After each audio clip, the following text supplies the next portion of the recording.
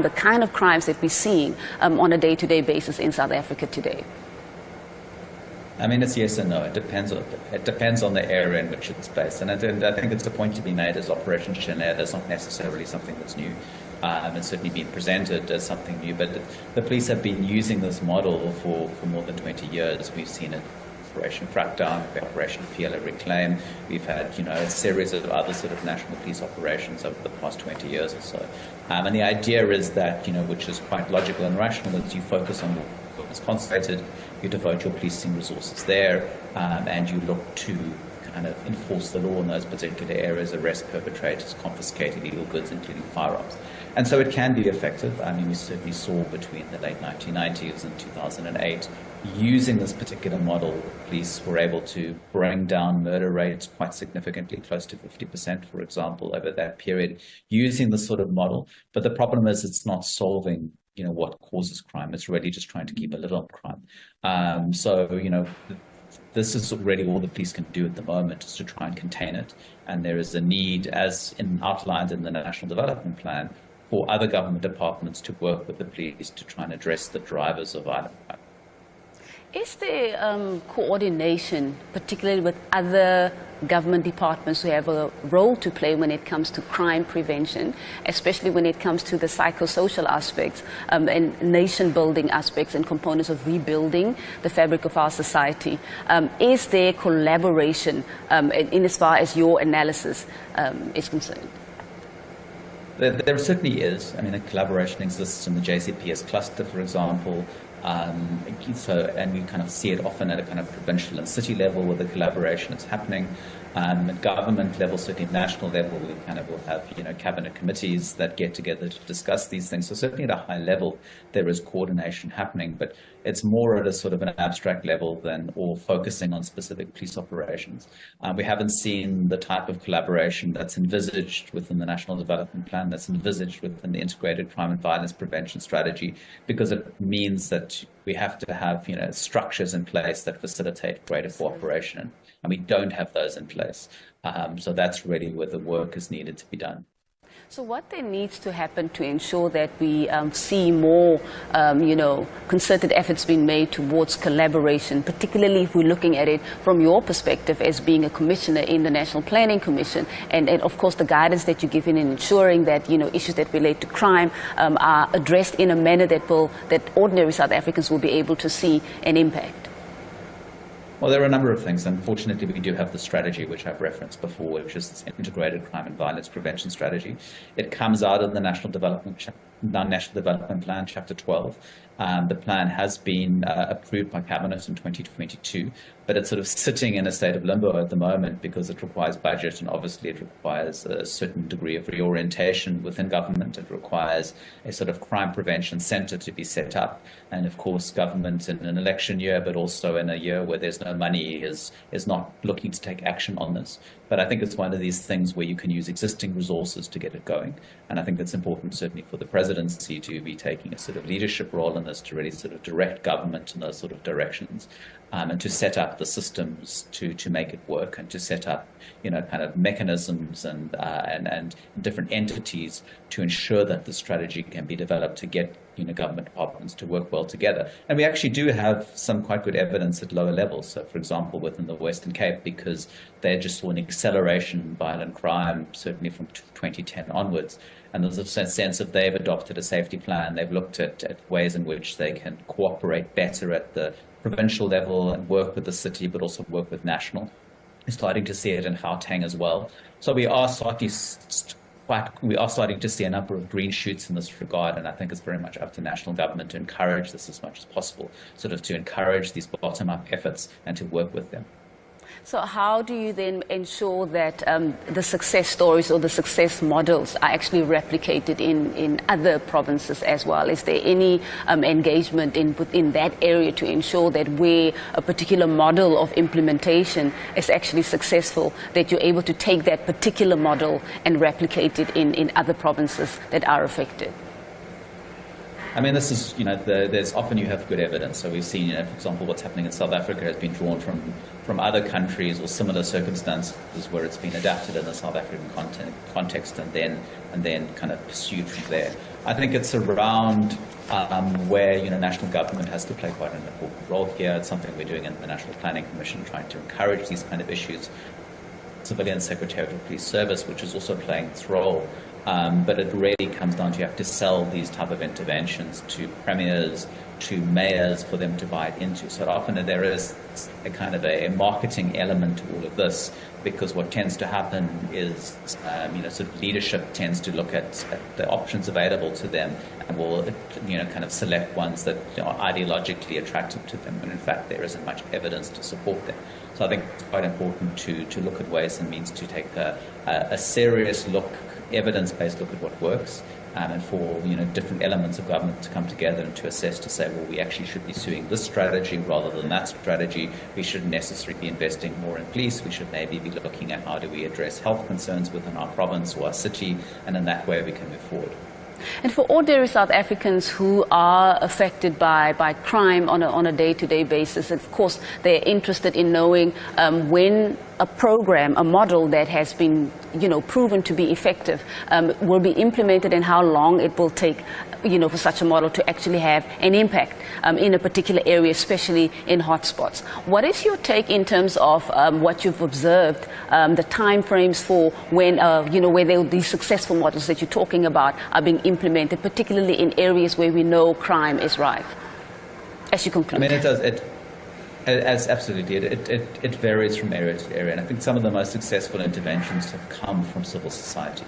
And of course, you can mobilize resources, locally, but often resources need to come in from outside. So we've seen a number of civil society organizations, especially in the youth space and in the sort of physical activity, sports space, have come and worked with communities, developed programs which have provided safe spaces and supportive approaches to young people. Those have been really effective. We've also seen community members that have sort of provided protection to school learners in terms of protecting school grounds, in terms of escorting learners to schools. We've seen a lot of really interesting interventions around preventing gender-based violence that have been driven by NGOs and civil society. And I think this is the model for government. It's about government can play a leadership role. It can do the work that it needs to do, the basic work of governance, the policing work. But in terms of it has to, in a way, find the resources to work with civil society to help them. And we certainly see the model being rolled out with the Department of Social Development in terms of how they provide services to South Africans. They make use of an extensive array of civil society actors. And I think that's what we really need to be doing in the crime prevention space, and we're not seeing enough of it. Fantastic. Dr. Lamb, that is unfortunately where we have to leave it for now, but thank you very much for the insight shared, and thank you for being with us today. It's my pleasure. Thank you so much. Wonderful. Dr. Guy Lamb is, of course, in the Political Science Department at the University of Stellenbosch. He's also a commissioner with the National Planning Commission. Do stay tuned for more after this. Thank you very much, President, for a comprehensive report to the people of South Africa on the achievements of the 6th administration, while also acknowledging the challenges which we are still addressing. Indeed, over the last few days, many Tinswalos have come forward to say what this democratic state has done for them to open up opportunities for a better life. Last year, I also joined the Premier of the Eastern Cape when we opened the state-of-the-art district hospital in the area called in Tabankulu, a hospital called Sipetu. State-of-the-art with state-of-the-art equipment. But also late last year, I joined MEC of Limpopo and the Premier to also unveil state-of-the-art equipment in a hospital where myself and Minister Motsoaledi worked many years in the area Sekhukhune called St. Rita's Hospital, where the MEC and the Premier were unveiling state-of-the-art equipment such as CT scanners, advanced digital X-ray machines, mammographies, and all those also connected to an advanced digital system called the Picture Archiving and Communication System. Through that system, when you take pictures from X-ray, CT scans, you can transmit that even to the doctor's cell phone so that they don't have to come and look at the picture. They can even be transmitted. And they can also be transmitted to specialist radiologists, even if they are overseas, so that they can be able to interpret and then be able to send to the doctor who's on the bedside so that they can be guided in terms of what to do to intervene. So I'm stating this to indicate that indeed, siyaquba. we are marching forward. There are a number of other hospitals which we are upgrading across the country. In Limpopo, Siloam Hospital, which has taken a long time, is currently under construction. In the Eastern Cape, Zitulele Hospital, Free State, Ditlhabeng Hospital, Premier of Mpumalanga, Witbank Hospital, we are also doing upgrading there. And there are a lot of others which I cannot mention here today because of time. One thing that is important is that there are two sources of knowledge, is experience and studying a subject. Now, if you don't do both, anything you say is an imagination. I can assure you that you don't study, you don't experience, you don't know what you're talking about. Now, let me start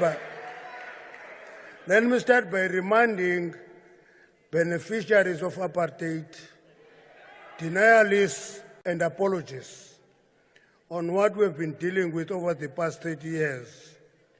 Following the work of the architect, Dr. Malan, when consolidating apartheid government, the apartheid master artisan, Hendrik Verwoerd, said, "We are building a system with deep roots that no future government will ever undo." Many people who criticize our government, including some in this parliament, argue that we must have done everything within 30 years, never refer to atrocities of apartheid government.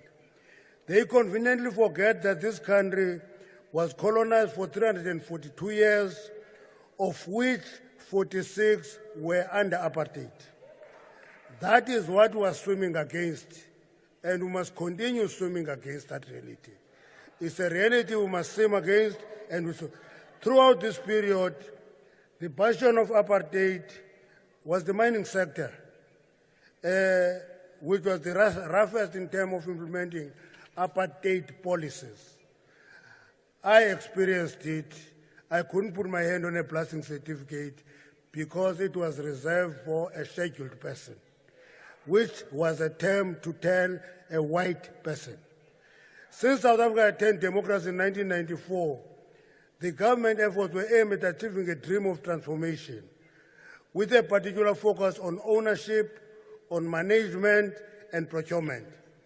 Hence, we enacted the Mineral and Petroleum Resources Development Act in 2002 and introduced the Mining Charter in 2004. Honorable Chief Whip of the Opposition, let me be honest to you. I did tell some of your colleagues who have been there before, like they treat people from Eastern Cape in Western Cape. You yourself, they treat you, honorable member, like a refugee in the DH.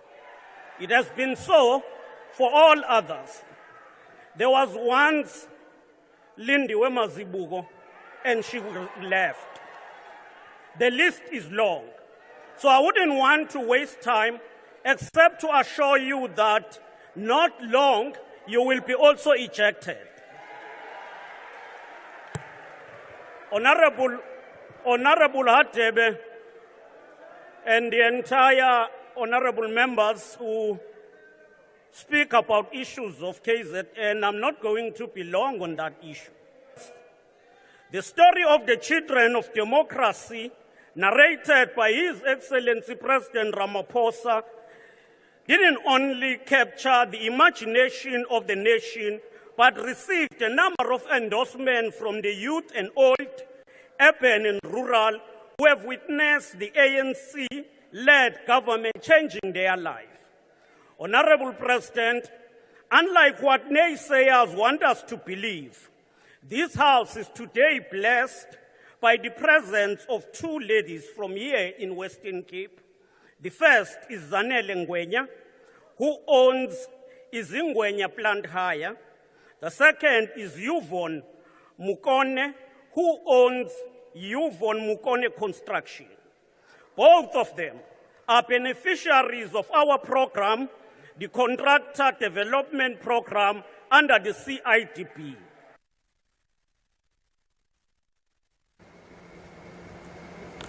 Welcome back, and thank you very much for staying with us. You are still watching Parliament TV on DSTV channel 408 as we build up to the President's reply to the State of the Nation debate.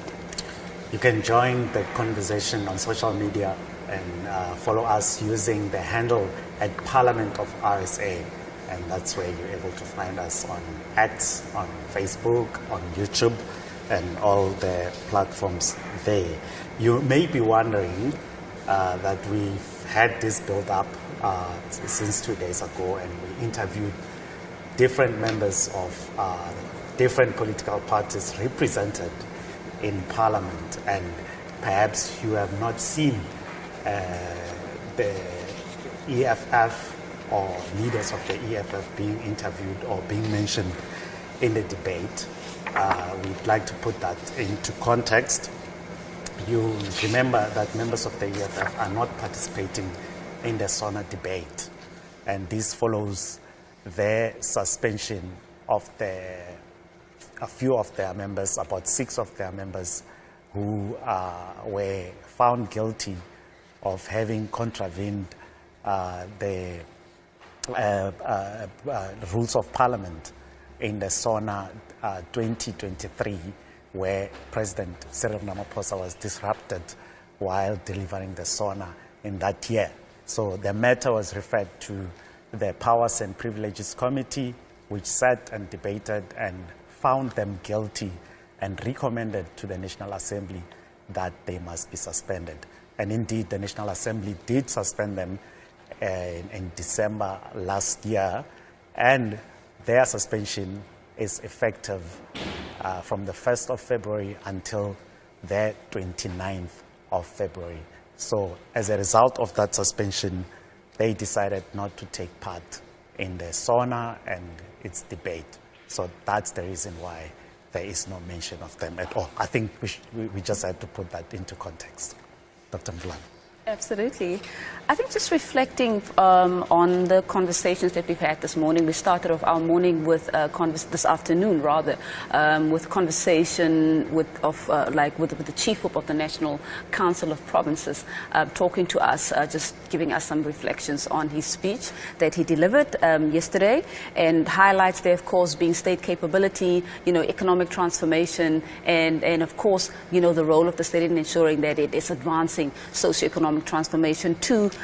We also had a conversation with Mr. Matthew Parks, who is the parliamentary coordinator for COSATU. They're talking to us about, advancements in that space with regards to the national minimum wage, and that's a big win for workers as well. And then thirdly, we've had a conversation with Dr. Guy Lamb, who is also a commissioner with the National Planning Commission, talking to us there about the importance of collaboration and coordination, and then the importance of society also playing its role, and the various departments that are also required to ensure that we reduce crime. With that said, we are still building up to 2 p.m. this afternoon, when the President of the Republic, Dr. Cyril Ramaphosa, will be replying to the State of the Nation address debate. With that said, we still do have a few interviews lined up. With that said, do stay tuned.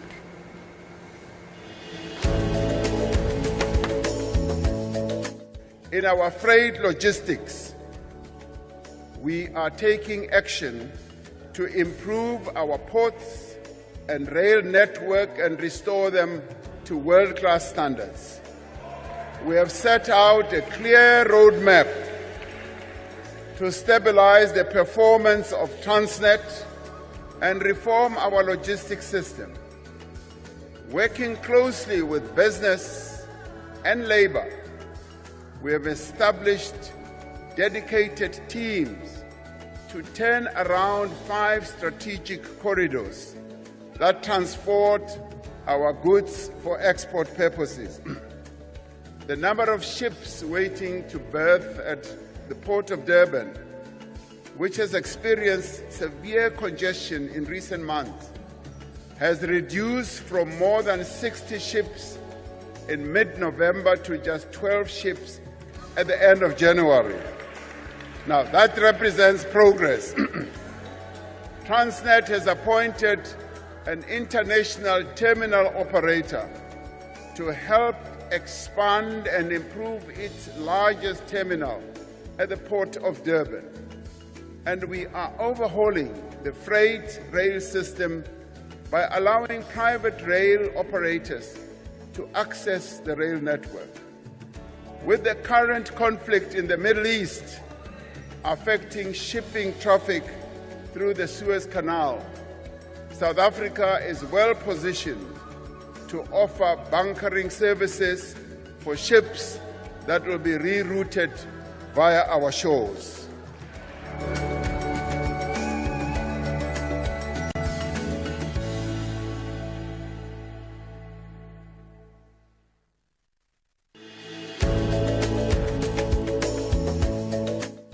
SANRAL, which manages nearly 25,000 kilometers of road, has awarded more than 1,200 projects to the value of 120 billion rand, meaning that the focus on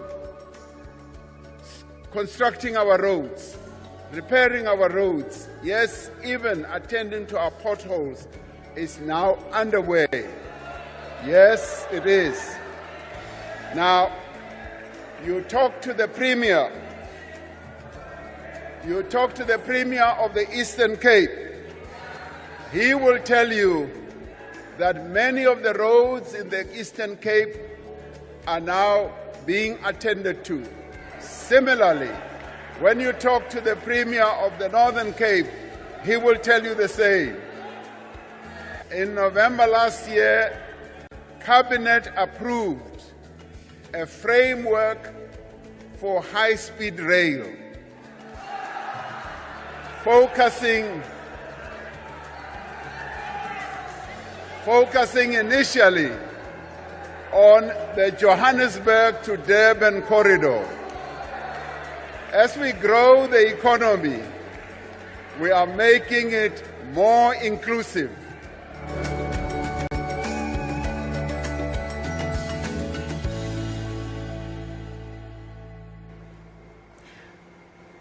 Welcome back, and thank you very much for staying with us and remaining with us since last week to where we are right now, as we are still building up to the state president's reply, which he will deliver a little bit later. I am now honored to be joined by the Minister of Transport, Ms. Sindisiwe Chikunga, to talk to us about her take, particularly with regards to her portfolio and the strides that we've made as a country from 1994 to where we are right now. Good morning, Minister, and thank you very much for making the time. Good morning, and good morning to your viewers.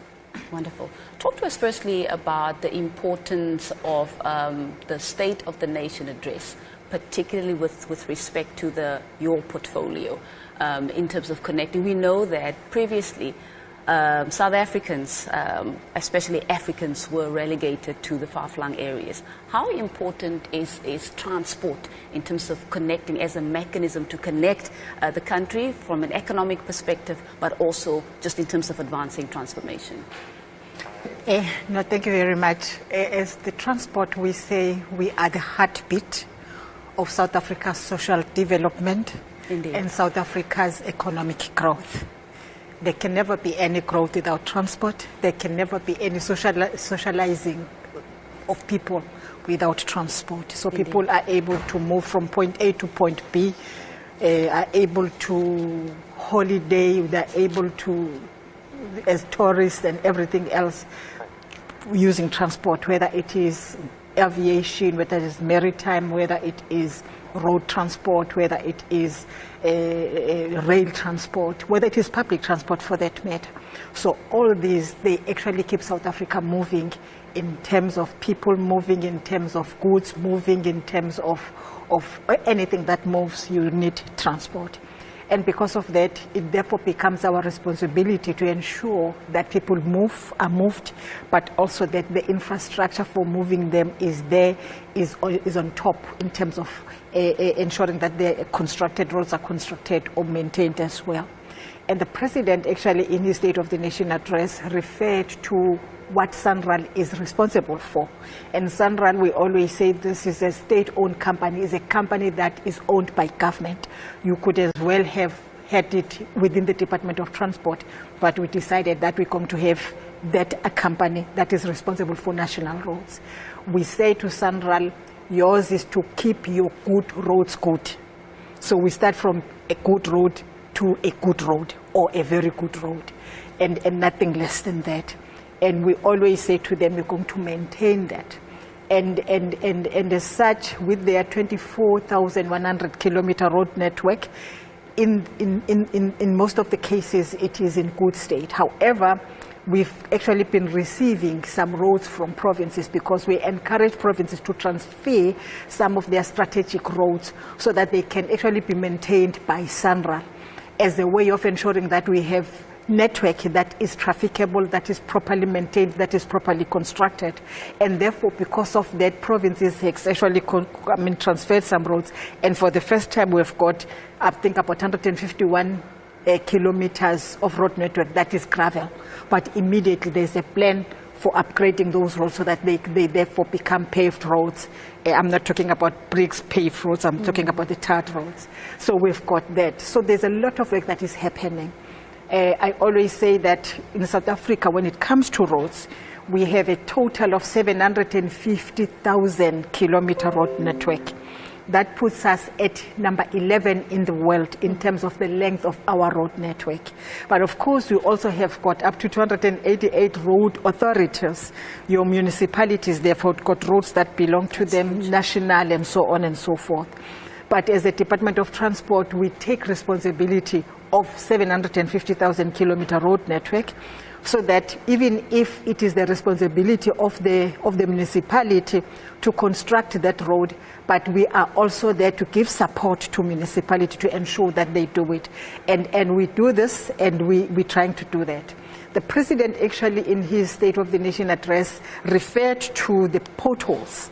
And the potholes are actually, you're talking about the road that is already paved, that is tarred, and somehow maybe was not properly maintained, and it developed the potholes.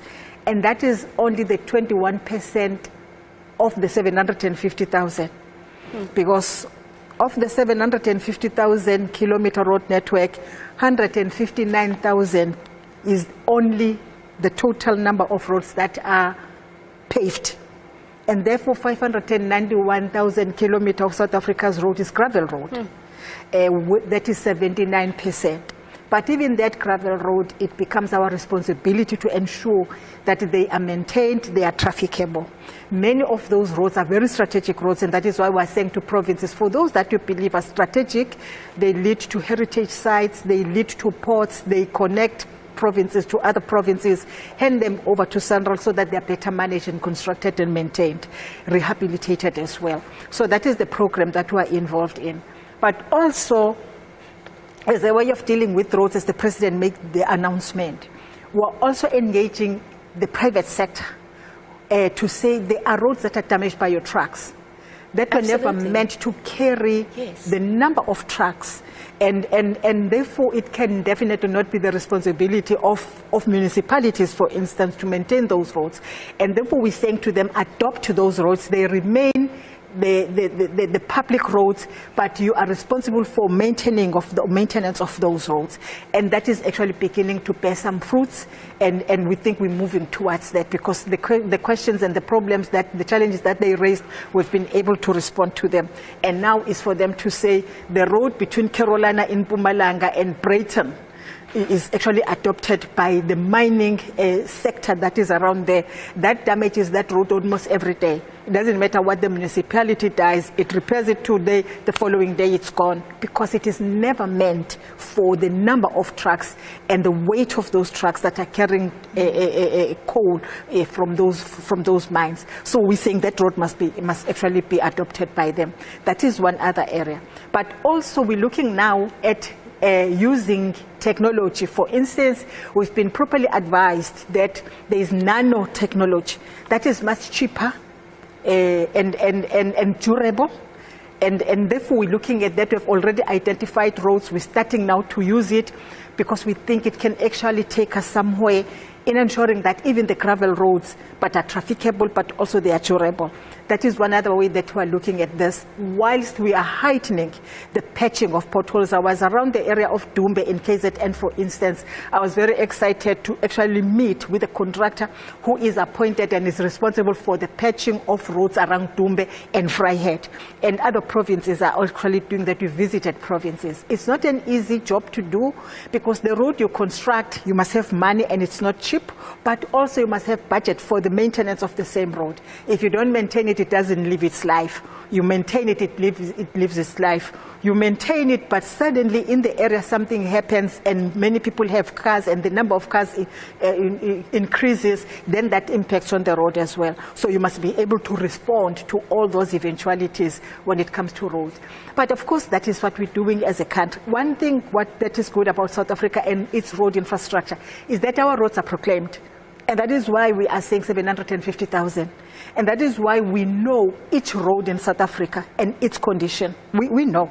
So we know the roads that are extremely bad, very bad, or very poor, that are poor, that are fair, that are good and very good. So the data is readily available. Yes, because we are proclaiming our roads, but we also have a way of finding out and knowing about each condition of the road. So that is what I think is positive about the country. You go to others, of course, they hardly know their roads because they're not proclaimed, and that is that. The issue about roads is that is actually facing us is the issue of road safety, which again we are trying hard as a member of UN.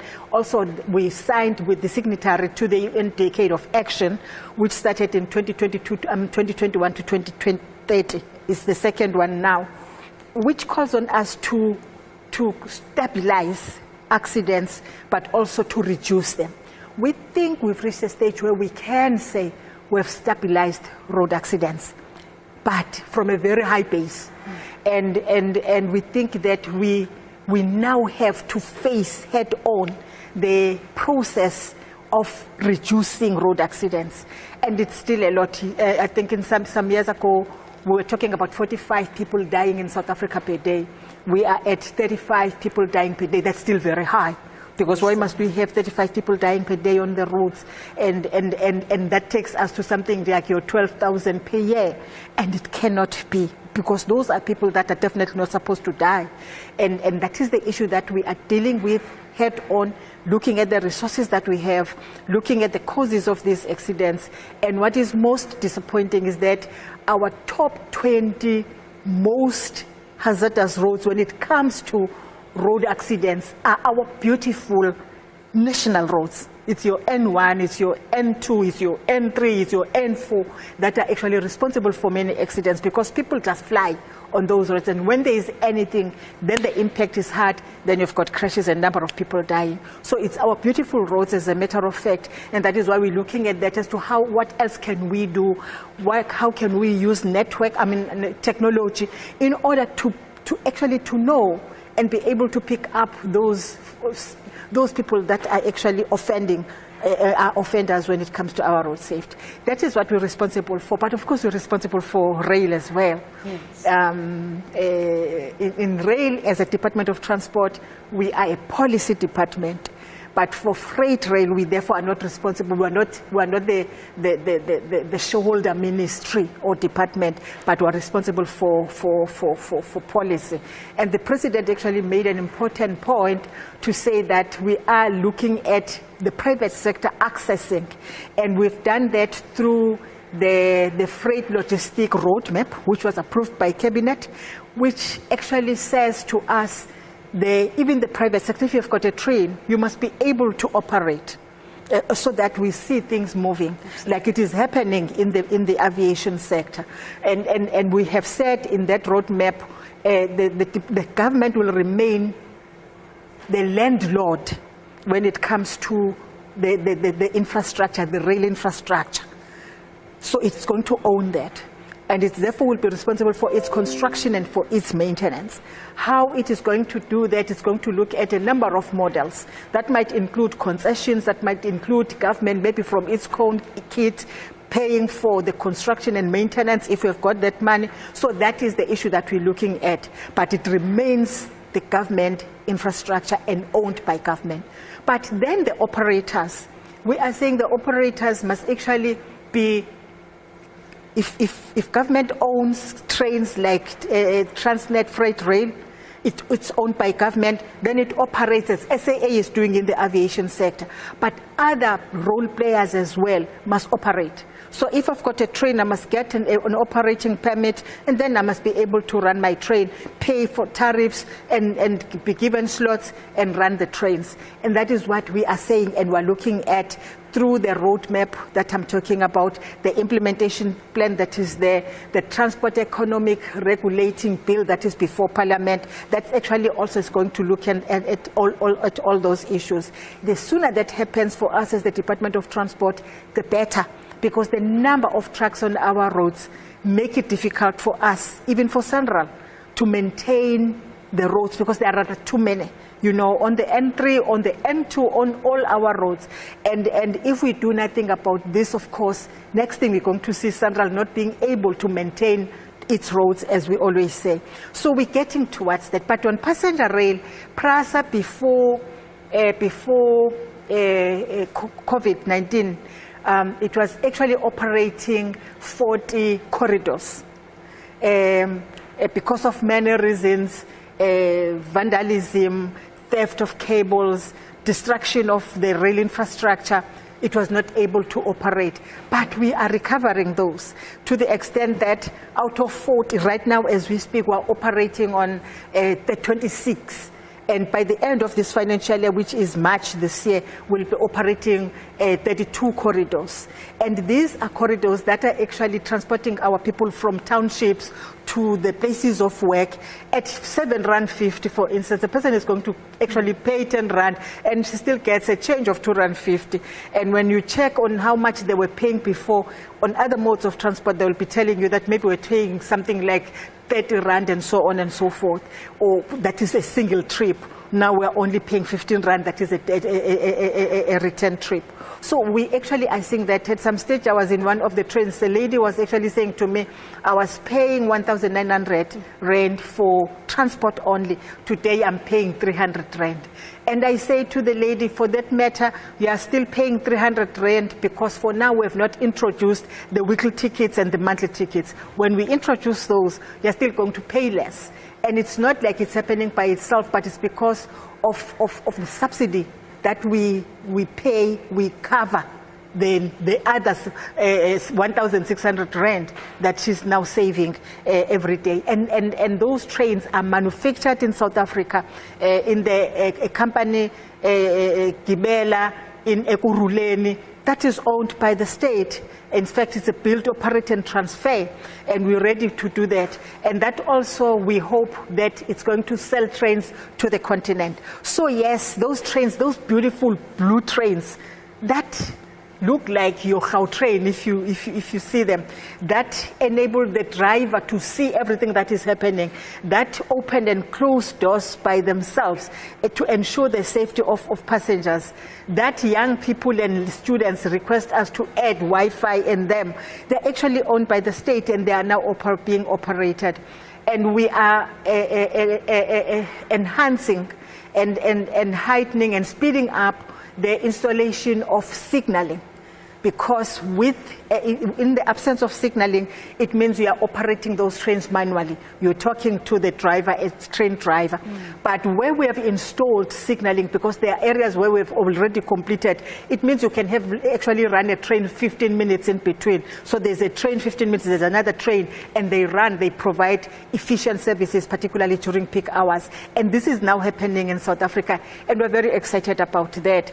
And by the end of this financial year, we will be operating on 32, and therefore will remain with only 8. And that only 8, it will be because the train, those corridors are owned by Transnet and not by PRASA, and therefore we are not able to upgrade them as we wish. But we are in conversation with Transnet to say, please hand them over to PRASA because we're operating on those corridors. Indeed. Yes. Indeed. It sounds like it's clear, Minister, that the department is doing quite a lot to make sure that there's connectivity road connectivity, and that also plays a major role in terms of advancing economic transformation through accessibility.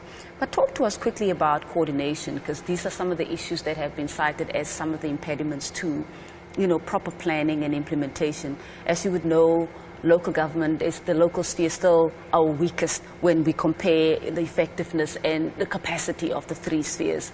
And the use of the municipal infrastructure grant has not actually been that good.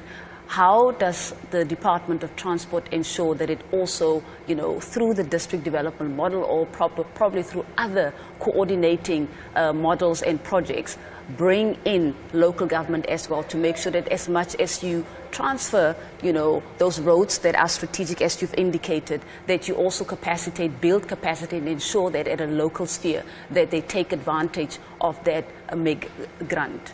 Yes, thank you very much. The MIG is for infrastructure. And that infrastructure will include road infrastructure, water infrastructure, water infrastructure, and every infrastructure.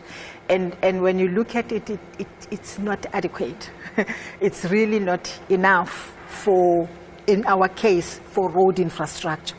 And that is why we therefore come in as the department to say, in order for you to make some savings, we can actually assist you with human resources, with those expertise, because SANRAL has got your engineers, your consultants if you need them. Those we can actually avail to municipalities. But also as a way of ensuring that we are integrated, as you have said, DDM is actually doing that, but also MINMEC. Because in MINMEC we also have SALGA sitting, where we discuss all these things and see as to how best can we ensure the integration of services at all levels of government, at province and municipalities. At the provincial level, it's a little bit easier because it's us as the Department of Transport that transfer that provincial maintenance, road maintenance grant to provinces. And we therefore have a responsibility to make a follow-up and monitor that it gets spent on the basis of the business plan that gets submitted to us. And what we are actually looking at now as the department is to say, should we really be transferring the money as is? Or should we be saying to provinces, where is the project we're paying for the project? So that we're able to know as to whether exactly the work has been done, and we pay it on the basis of the quality. So we send our engineers to go there and say the quality meets the standard and therefore the amount of money. I think it's one thing that we're discussing, which we're taking to MINMEC to say, and even to National Treasury, to say maybe then transferring money, transferring 1.8 billion rand to Mpumalanga, making an example, whatever other amounts to another province, should we not be saying what are the projects and Absolutely. who is doing what, so that we pay, we send our engineers to go and assess and evaluate and see whether it's money, it's value for money that we are receiving. Then we pay the contractor, if it is the contractor or whoever. But also looking at insourcing than outsourcing Absolutely. most of these jobs, because it can actually be insourced, and we can build that capacity. Because when it comes to the outsourcing of services, for instance, we appoint you to come and maintain this road, and you do it and off you go. We pay you, off you go. And the road requires some maintenance again. It means we'll start a procurement process again, which takes its own time. Whilst we're waiting for that, then the condition of the road deteriorates. And that becomes a problem. So we're looking at quite a number of models that we think can work better. But as a department, we're also responsible for aviation and maritime.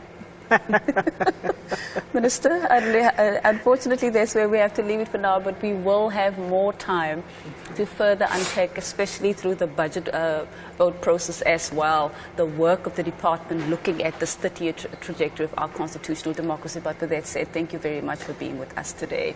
Mayor Sindisiwe Chikunga is, of course, the Minister of Transport, giving us just an overview of all of the work that is underway right now and all the considerations that are being made to ensure that South Africa stays connected and that our economy is able to grow through the road network. Do stay tuned. Thank you. Fantastic. Premier Winde, you should actually be ashamed. Because the DA is telling a false narrative here. All the things you claim you have done have been made possible by the advances made by the African National Congress. And where you fail, you blame the African National Congress. I want to ask you a simple thing. If we are so committed to changing the lives of ordinary people, why are you not selecting poor students from the Western Cape to go and study medicine in Cuba? You are the only province that actually doesn't do that. I thought you were talking about the tale of two cities. What is happening in Cape Town and the predominantly white suburbs as compared to Khayelitsha and Crossroads, where the schools are rotting in the name of what you are actually talking about. No, Honorable Steenhuisen, don't say that you don't have money. You are claiming all the things that you are doing because you say we are using your resources. I'm just challenging you. Please answer what Honorable Doug Moore said to you yesterday. Honorable President, all this is a distraction. Let me also congratulate you, President. You wrote speeches for everybody this time in the State of the Nation address. Everybody is talking about Tintswalo, even those who are actually trying to distort what you meant about Tintswalo. President, you clearly articulated the interventions of the ANC government to reverse centuries of colonial rule and apartheid in South Africa. Over the past 30 years, we have significantly increased access, especially for students from poor and working class backgrounds, into post-school education and training system.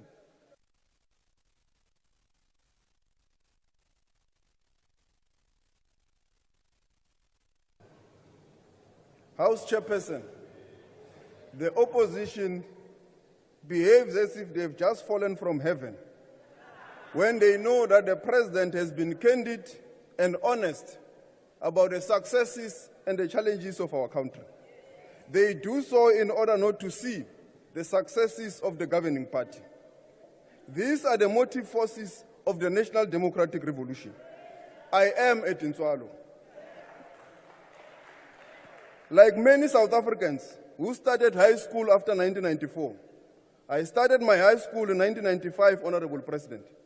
Both my parents were farm workers who could not afford my tertiary education. Luckily for my generation, the democratic breakthrough with its promise for a better life for all changed our trajectory. Having attended TSB Farm School in Komati Port in Mpumalanga, I matriculated in Mchaka High School in Bushbuckridge in 2000. I can stand here in this house with great conviction that had it not been for the ANC government's expansion of TEFSA, my sister paying for university registration, I will not be standing here today.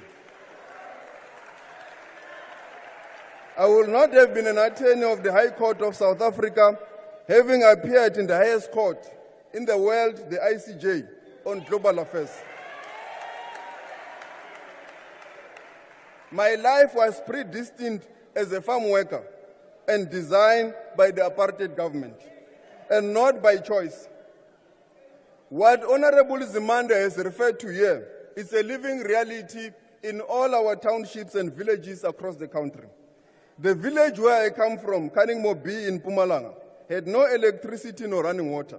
Today there is electricity, running water and tarred roads. So are many villages across the country. Its results of NFSAS are tangible. Honorable Kashube, it's one of them. You can touch it with your bare hands.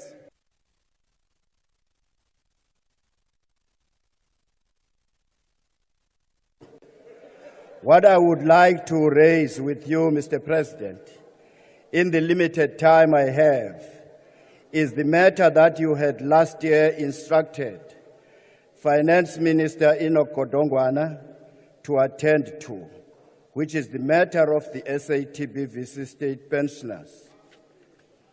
Your public instruction created a legitimate expectation within the community of thousands upon thousands of ex-civil servants and their families that their complaints will at long last be attended to. Mr. President, a year has lapsed and nothing has happened to fulfill your instruction.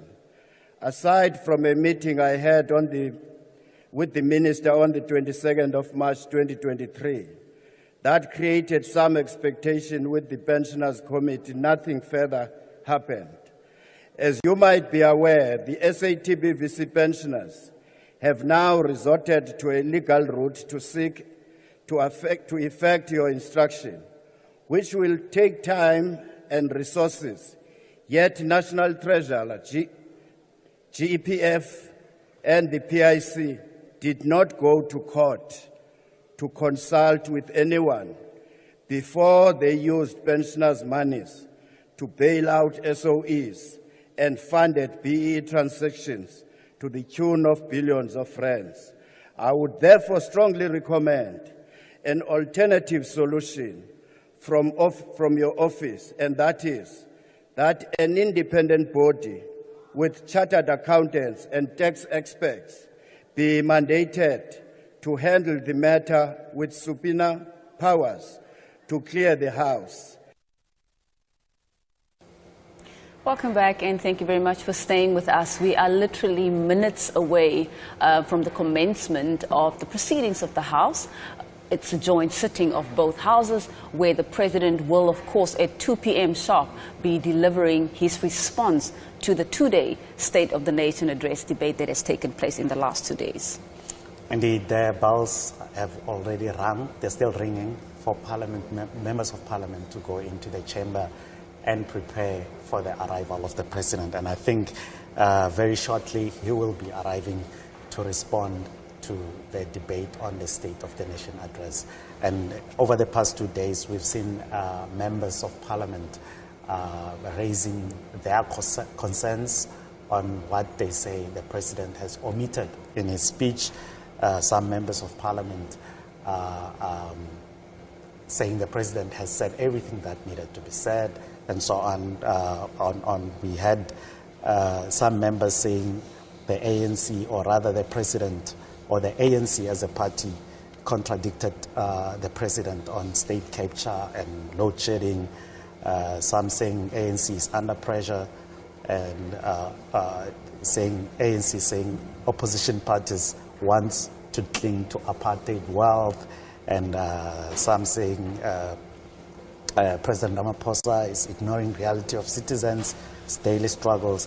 And we've seen some of the members of Parliament, the likes of Minister Ronald Lamola, standing up to say, I am at Ntswalo, I benefited from all the provisions of government, from social grants, the school nutrition program, and your NSFAS at tertiary level.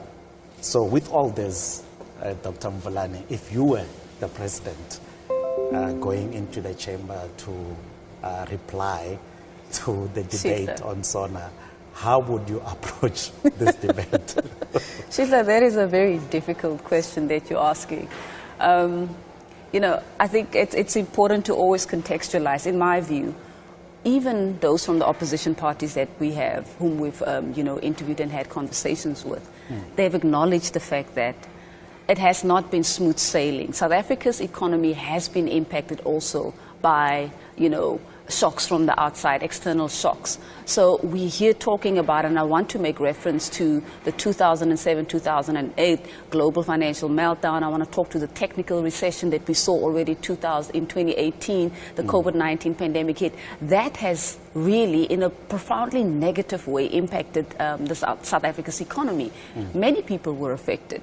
So for me, I think from what the President, the way he approached it right from the onset, he did not sugarcoat on some of the challenges. He did not gloss over, the challenges that we still have as a country, acknowledging the fact that there's so much more that needs to be done. But we set the foundation. And if we're looking at this within the context of, South Africa's 30 years of our, constitutional democracy, then we must acknowledge that it's hardly, that's like a minute as compared to, the more than 350 years of colonialism and apartheid rule in South Africa. So just to plead with South Africans to say, look, be patient, the wheel is turning. It is probably not, we all acknowledge it's not turning as fast as it should turn, but there are plans underway to improve coordination, to improve on planning, to ensure that we are, of course, implementing these progressive laws.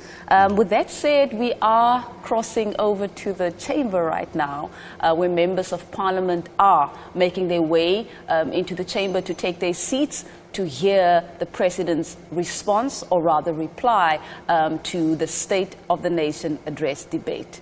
Do stay tuned for that.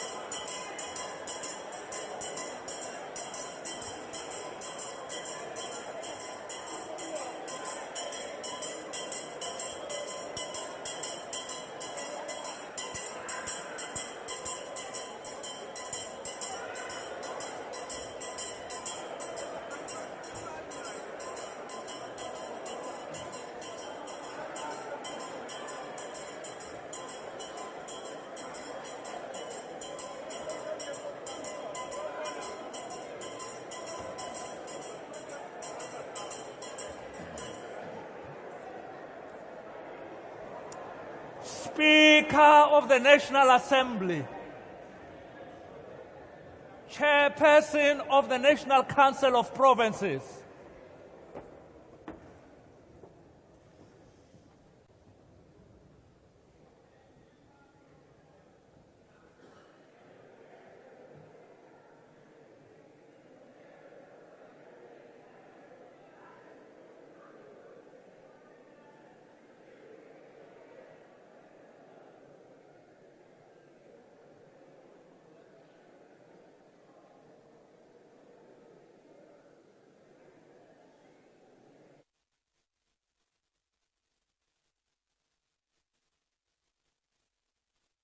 There will now be an opportunity for silent prayer and meditation.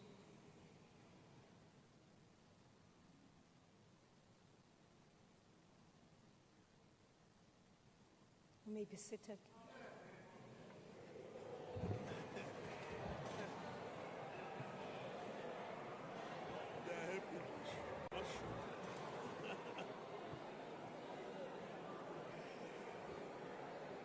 Order.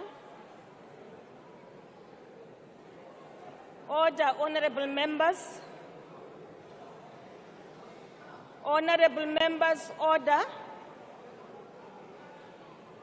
Honorable members, just a reminder, we will not have the kind of disorganization and noise which we had yesterday. And I want to say, particularly from those of my party to the right at the back, please, I plead with you. Now I recognize the Honorable Stace Hazen.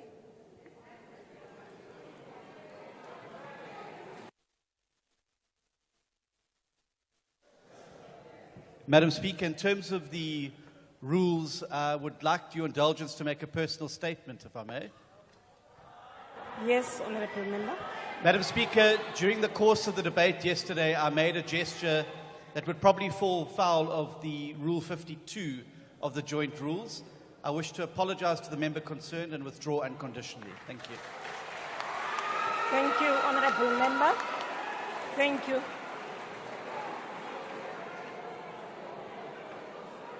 Thank you, Honourable Member. I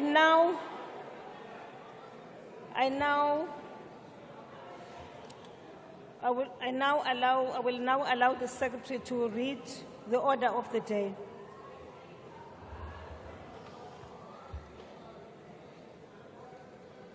Reply by the President to debate on the State of the Nation address.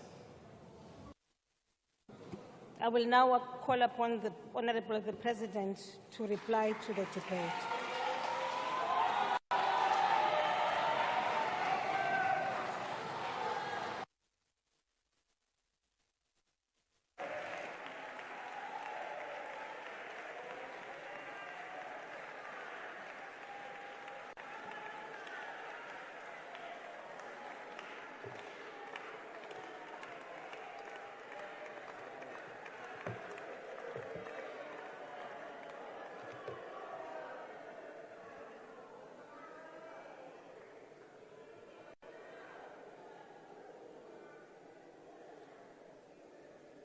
Speaker of the National Assembly,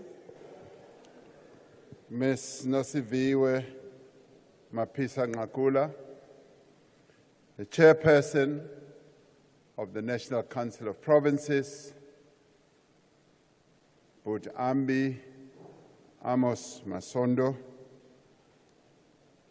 Deputy President of the Republic of South Africa, Paul Mashatile, ministers and deputy ministers, leaders of all political parties represented here, premiers of our various provinces, honorable members.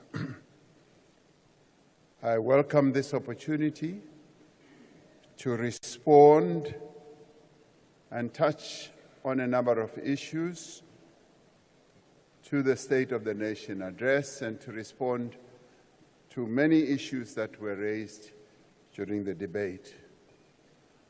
I want to start off by applauding not only Mr. Steenhuisen or Honorable Steenhuisen, but a number of other members of this joint sitting for having heeded your rulings, Speaker, and having had the courage and the willingness to apologize when an apology was called for, to withdraw whatever they might have said during the heat of the debate.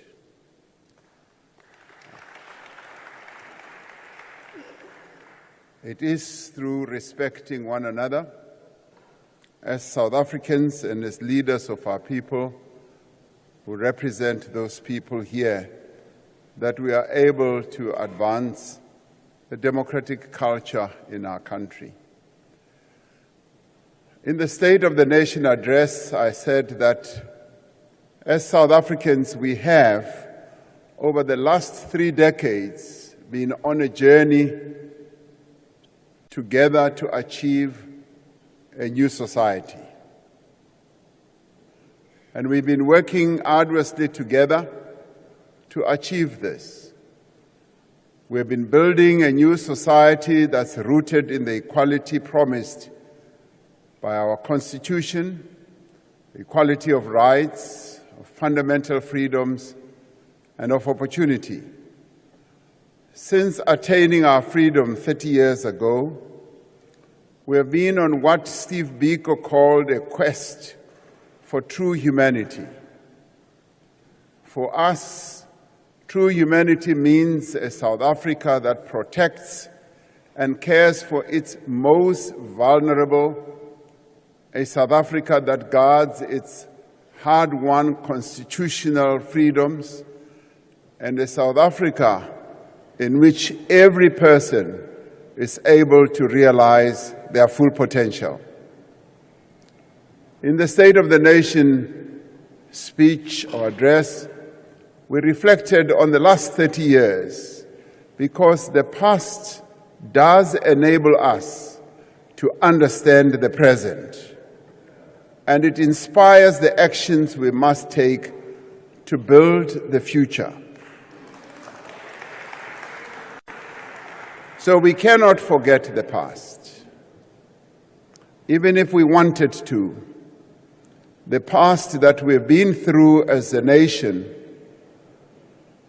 having gone through colonialism and apartheid over 342 years, has left deep scars in many of our people. And those scars are not going to be washed away or wished away.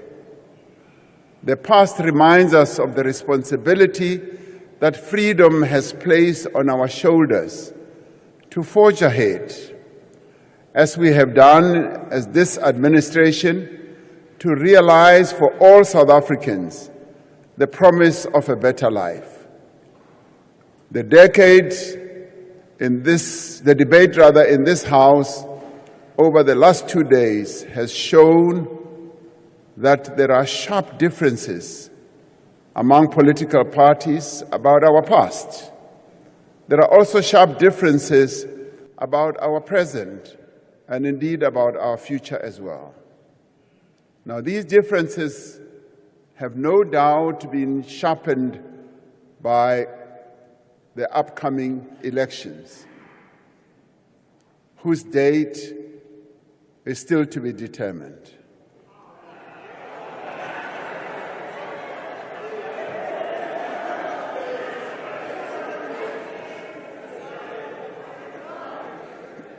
I threw that in to see whether you're still all awake.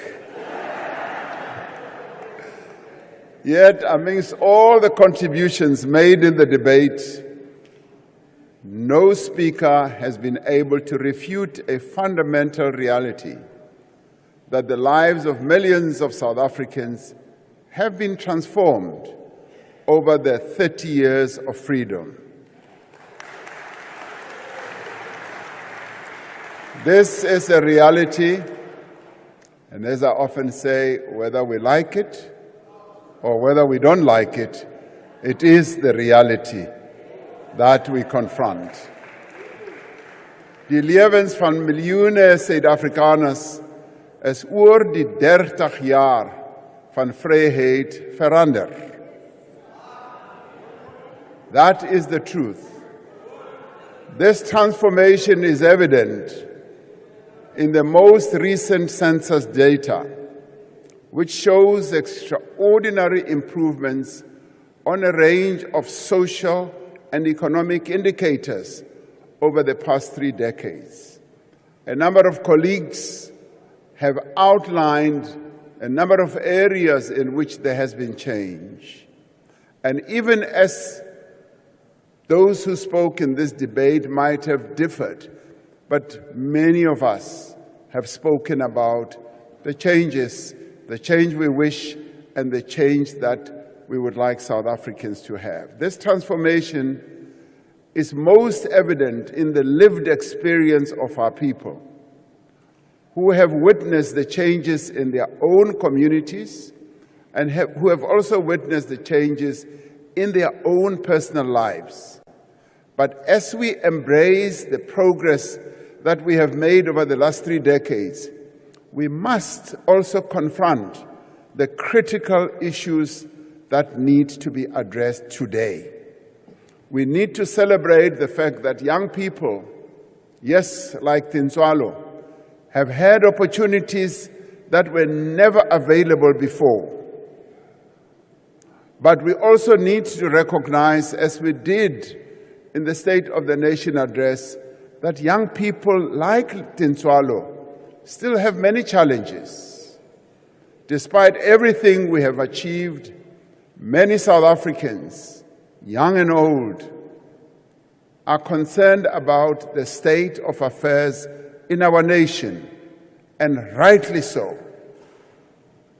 Ten spijt van alles wat ons bereik het, is baie Suid-Afrikaners, oud en jong, bekommerd oor die stand van ons nasie.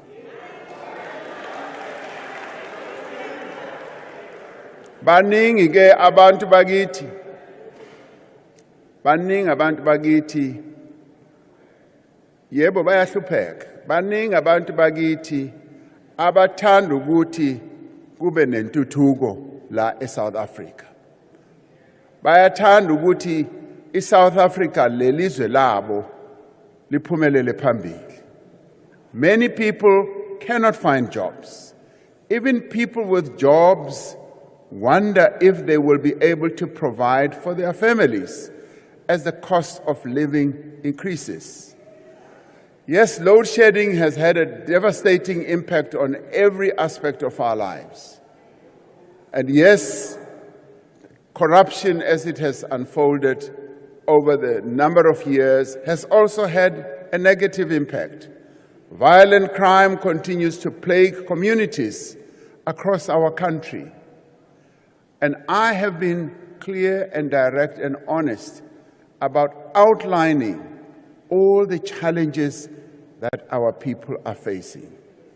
Many municipalities are struggling to provide the basic services that people need. As we reflect on the journey we have traveled, we must acknowledge the severe challenges that we still face. Now, some who have come to speak here have just spoken about the positives, but I've taken care to also speak about our weaknesses. I've taken care to also speak about our shortcomings, our failings, but I've also taken care to say we must work together to correct what is broken now. That we must do. And in doing so, we must confront our apartheid past, which remains visible as we travel from suburbs to informal settlement, from rich farmlands to poor villages. For the last 5 years, we have worked to get back onto the path towards a better life for all. And as we have done so, we've taken a number of steps forward, and at times there have been steps backwards. And at times we've been at a standstill. Over the last 5 years, we have made significant progress in restoring our economy to growth and to create jobs. When COVID hit, our economy tanked. And just to demonstrate the resilience of our economy, it bounced back, and now it is above the pre-COVID period. We have seen the results of these efforts in the recovery of, yes, our economy, and the sustained increase in jobs since the end of COVID-19 pandemic. We have seen the results of these efforts in the growth of our agricultural exports. South Africa now exports roughly half of its agricultural products in value terms. In 2022, South Africa's agricultural exports reached a record 12.8 billion rand, dollars rather, or 247 billion rand. And we are one of those countries on our continent, and we are indeed the top food secure country on our continent. Despite that, there are still people who go to bed hungry. We've seen a massive increase in international tourists coming to our country. And as one goes around, as sometimes I do in the mornings, you come across people, you ask, where do you come from? They come from China, they come from Europe, come from other countries on our continent, and they just say, we love Cape Town, we love Johannesburg, we love the Kruger National Park, we love a number of places that we have in our country. We are a well-adorned country when it comes to tourist attraction places. Between January and December last year, our country recorded 8.7 million international tourist arrivals, which was 29% increase on the previous year. Over the last 5 years, we have worked to increase investment in our economy because it is through investment that we can create opportunities for employment and for the growth of new businesses. We've held 5 international investment conferences, which have raised more than 1.5 trillion rand in commitments from investors. And this has been a phenomenal success, and yet we don't want to hear about it or even count it. Of those commitments, more than 560 billion rand has already gone into a diverse and growing range of industries, from cloud computing to mining, from auto parts to paper production, from vaccines and things like insulin to battery assembly, from solar plants to cruise ship terminals. These investment conferences, all of which have been oversubscribed, where would-be investors say, we want to attend, we want to come make commitments. And Minister Patel's department often says, we're oversubscribed, we cannot take you in any longer. And these have shown that South Africa is still an attractive investment destination. And many still see it. Many still see South Africa as the entry point into the rest of our continent. At the same time as we have mobilized investments from established South African as well as international firms, we have worked to build the next generation of companies that will forge a new path of production and employment. And yes, we also need to be proud of the companies that are like Tinswalos, companies that were started around 1994, that are gigantic companies today, that operate in many, many other countries. Our South African pride must go just beyond just looking at things that we can feel and touch. We should also be proud of our companies, some of which have gone global.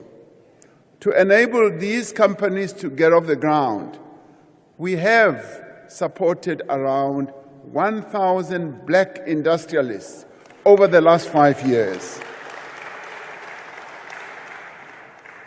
Now, why did we support them? We supported them because one of our priorities has not only been to grow the economy, but to enable those who were previously disadvantaged, not only disadvantaged, prevented and stopped by convention, by law, by protocol, by racism, to play a key role in the economy of our country. We have taken steps to enable them, yes, to reach for their dreams and to be industrialists, to make things, to manufacture things. And a number of them are already exporting the things that they make. These are they run substantial operations that today employ more than 90,000 workers. Over the last 5 years, we have worked to reverse the decline over several years of investment by both public and private sectors in capital projects in infrastructure. We recognize that there's been a structural problem here with regard to planning, budgeting, funding, and managing projects. We established the Infrastructure Fund to bring together financing from the state, from the private sector, and development banks and other funding institutions. We established Infrastructure South Africa, from which I stole Minister Hossein Tsuramokgopa to bring him to electricity, because he had helped us to establish this structure that was helping us to focus on planning, to focus on project preparedness, to not only help our national departments, but also our provinces, so that we can coordinate massive public infrastructure build. Now, through these efforts, projects worth over 230 billion rand are currently in construction, including in energy, in water infrastructure, and rural roads, as we heard some of the premiers talking about that here. Through capacity support to provinces and municipalities, we are improving their ability to spend the grants that are allocated to infrastructure. We are committed to putting an end to the practice of infrastructure funds being returned to the fiscus unspent. And I've often said there is no greater sin that we as public representatives and servants can do than to return money to the fiscus when money has been allocated for work that should be done. And that has often happened because project preparation, project planning has been a huge challenge to many of those who are supposed to embark on these infrastructure projects. Now, this is a problem across the country, including even here in the Western Cape. In many provinces, money is returned to the fiscus, and I'm saying that must stop. Money must work for what it needs to do. I have always said that infrastructure is the flywheel of our economy. It is through infrastructure that we are able to ensure that there's economic growth, there is employment. After the decline in gross fixed capital formation over a number of years, we are now poised to improve our infrastructure build so that we can reach the levels that were foreseen by the National Development Plan by 2030. The challenge that people in our rural communities have been facing in crossing rivers during the rainy season, as was seen in videos of young children crossing flooded rivers to get to school, has been strengthened by our resolve to speed up the process of building rural bridges. Now, the rural bridges that Minister Zikalala spoke about here are being built as part of the Welisizwe program that allows children to get to school safely. They enable villagers to reach shops, to visit relatives, to reach services, and to transport them more easily. We are on course to complete the 96 bridges that we targeted. And this is where we need to be very proud of how our South African National Defence Force also does real community-oriented projects by building bridges. Access to clean running water is one of the biggest challenges that many of our people face. Wherever one goes through the length and the breadth of the country, you find people who raise the issue of water. Water infrastructure projects we have focused on in the past few years are bringing pipe water to villages that had always relied on streams, rivers, and boreholes. Since the COVID pandemic, we have restored operations on 26 out of 42 or 40 commuter rail lines. We have invested in new rail infrastructure and new trains that are produced here in South Africa, right here. Now, these trains are being built in Ekurhuleni, and I went to the factory to see how they build these trains. And they are built also by women. And they are being rolled out. They are being rolled out throughout the country, and we will soon be exporting some of those trains to many other countries on our continent. Now, this investment is making a huge difference in the lives of ordinary people who rely on public transport while developing the manufacturing capacity that will enable the growth of our train exports. Over the last 5 years, we have been building an economy that is rapidly evolving to meet the demands of the digital society, where the world's leading tech companies are building new undersea cables and data centers. We are a country that is seeking to move in tandem with the technology that is just exploding all over the world. And we know that our economy is going to be driven by digitization, by artificial intelligence, and yes, by the Internet of Things. We see a country in which more people are getting connected and going online, where data costs are dropping and broadband speeds are increasing. And this has happened because we also released the spectrum. There's been a challenge over almost 12 years to have the spectrum released. This administration forged ahead with this project, and we've now released the spectrum, which is going to enable many of our people to get connected.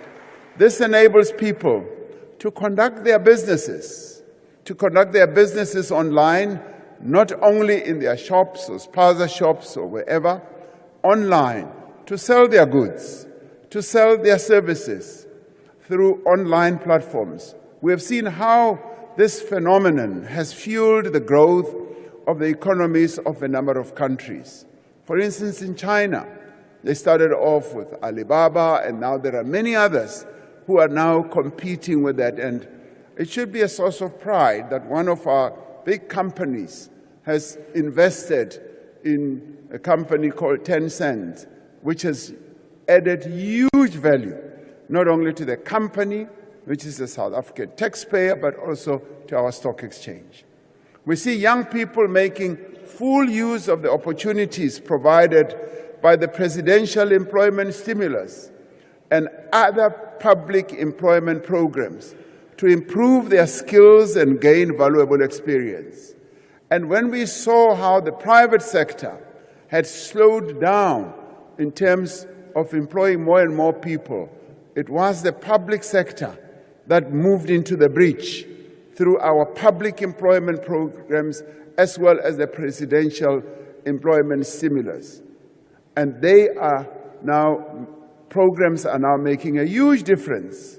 And the young people themselves, wherever they go, they're making a big difference, whether it is in the 23,000 schools where they work as school assistants or in the 1,000 community-based organizations where they are supporting community work in our various communities, whether in food security areas, early childhood development, and many, many others. Today, we see a country that is making clear and measurable progress in resolving our electricity crisis that goes back more than 15 years. Maintenance at Eskom plants has improved after a long period where maintenance was ignored. Damaged units have returned to service ahead of schedule. Now, I focus on work that needs to be done to take us forward. Looking back and just stalling on the basis of saying who did it and so who done it and all that is not the answer. The answer is getting the work done now and moving forward. Businesses and households are installing rooftop solar on an unprecedented scale. And this administration has unleashed this energy. We've unleashed it and it is gaining momentum with the support of incentives and financing mechanisms that were introduced by the government. And we are solving problems. And more than 120 new private energy projects of various sizes are now in development, following the reforms that we implemented. And there are those amongst us who often say, and this comes from all sides, yes, even from our own party, even from elsewhere, they say, but through this, you are weakening Eskom. And I say, no, we are going to make Eskom more competitive. We are going to make Eskom stand up on its toes. And what we are also doing, we are bringing in new investment, because with the debt burden that Eskom is carrying, it would not be able to infuse as much investment as has ensued. For instance, in the Northern Cape, we've had 70 billion rand invested, as Premier Saul was saying yesterday. 70 billion, which Eskom would never have had immediately. It is being invested, and it is creating thousands of jobs to a point where Northern Cape now has a 26% unemployment rate. South Africa has been leading in the installation of renewable energy from solar and wind. We have succeeded in attracting international investors through this developing sector. This has been enabled through various actions that have been taken by national government as part of our reform process. The transformation of Eskom with a view to making it more effective, more competitive, is one of the most important reforms introduced by this administration. When completed, it will result in a complete overhaul of our electricity architecture. And in many ways, we will be very much in line with companies that we trade with, companies that have already moved forward to have an architecture of electricity generation as well as transmission that is attuned to the modern times. While there is still much to be done to stabilize our electricity supply, there has been a steady and marked improvement as we move forward. Over the last 5 years, we have made great advances in tackling corruption, including bringing those responsible to justice. We have been rebuilding law enforcement agencies and other anti-corruption bodies, because it is only through strong, effective, and independent institutions that we can safeguard against the return to the past. We established the Investigating Directorate in the NPA to undertake prosecution-led investigations of corruption, and will soon make it a permanent structure. We established the SIU Special Tribunal to recover stolen funds and have strengthened coordination between bodies like the Hawks, the SIU, the Financial Intelligence Center, SARS, and the NPA. Now, the SIU has been increasingly effective in uncovering acts of corruption and wrongdoing in the state, and we have put in place mechanisms to ensure that the SIU referrals are implemented. All of this work has helped to turn the tide around. Now, what we have focused on is to improve the system, to make sure that the system is such that it can function on the basis of no interference, on the basis of independence, on the basis of serving the people of South Africa. Now, many of you would like the president to be judge, to be jury, and to be the police. It cannot happen. It must be done by the institutions that are supposed to follow all these matters up. As recommended by the State Capture Commission, we are putting in place laws and institutions and practices that reduce the potential for corruption of any sort and any scale. Over the last 5 years, we've been working together to tackle poverty, to tackle hunger. We have seen the evidence of the impact of social grants on reducing poverty over 30 years. The apartheid system and colonialism bequeathed us poverty and inequality. That is what those past systems bequeathed the people of South Africa. Dispossession of property and assets. The majority of our people do not have assets. They have handed down poverty, suffering, and inequality over generations and generations.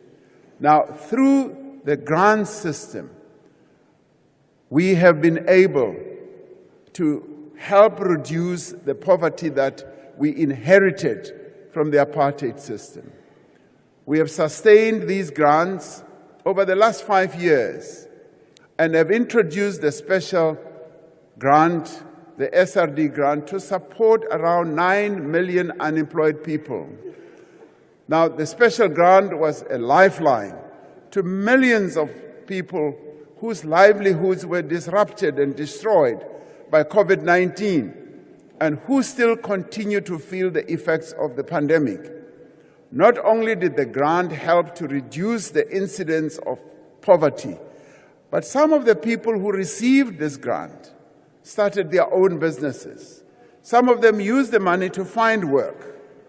And the SRD grant is an investment in our people and forms the foundations of a more permanent income support for the unemployed.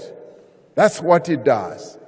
We continue to provide free basic services and decent housing. We continue to connect homes with electricity, water, and sanitation. It was a joy to be here in the Western Cape some months ago, walking around with the Premier as we were going to hand over a house near Pau to a woman who had not received a house for a long time. The MEC for Human Settlements or Cooperative Governance said to me, Mr. President, we built this house for 160,000, and we are now giving it to this lady, the beneficiary. And he said, you know, we did a valuation of this house before we handed it over. And the MEC said to me, it is now worth 400,000 rand. Now, this is giving assets to our people. This is what this administration has continued to do over the years, and over 30 years. Whether we like it or not, we have supplied and distributed 4.7 million houses to our people. Now, Now, like me, if you like your calculator, you can do a quick calculation and find out the value of the assets that we have provided poor South Africans with. Yes, real value, having built it for 160,000 here in the Western Cape, then handing over an asset worth more than 400,000. We continue to redistribute land and provides support to emerging farmers.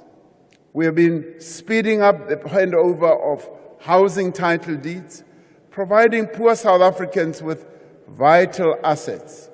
And we are building new hospitals, as you heard, and clinics. We are expanding the school feeding scheme, with many schools now offering 2 meals a day and enabling more students to access tertiary institutions.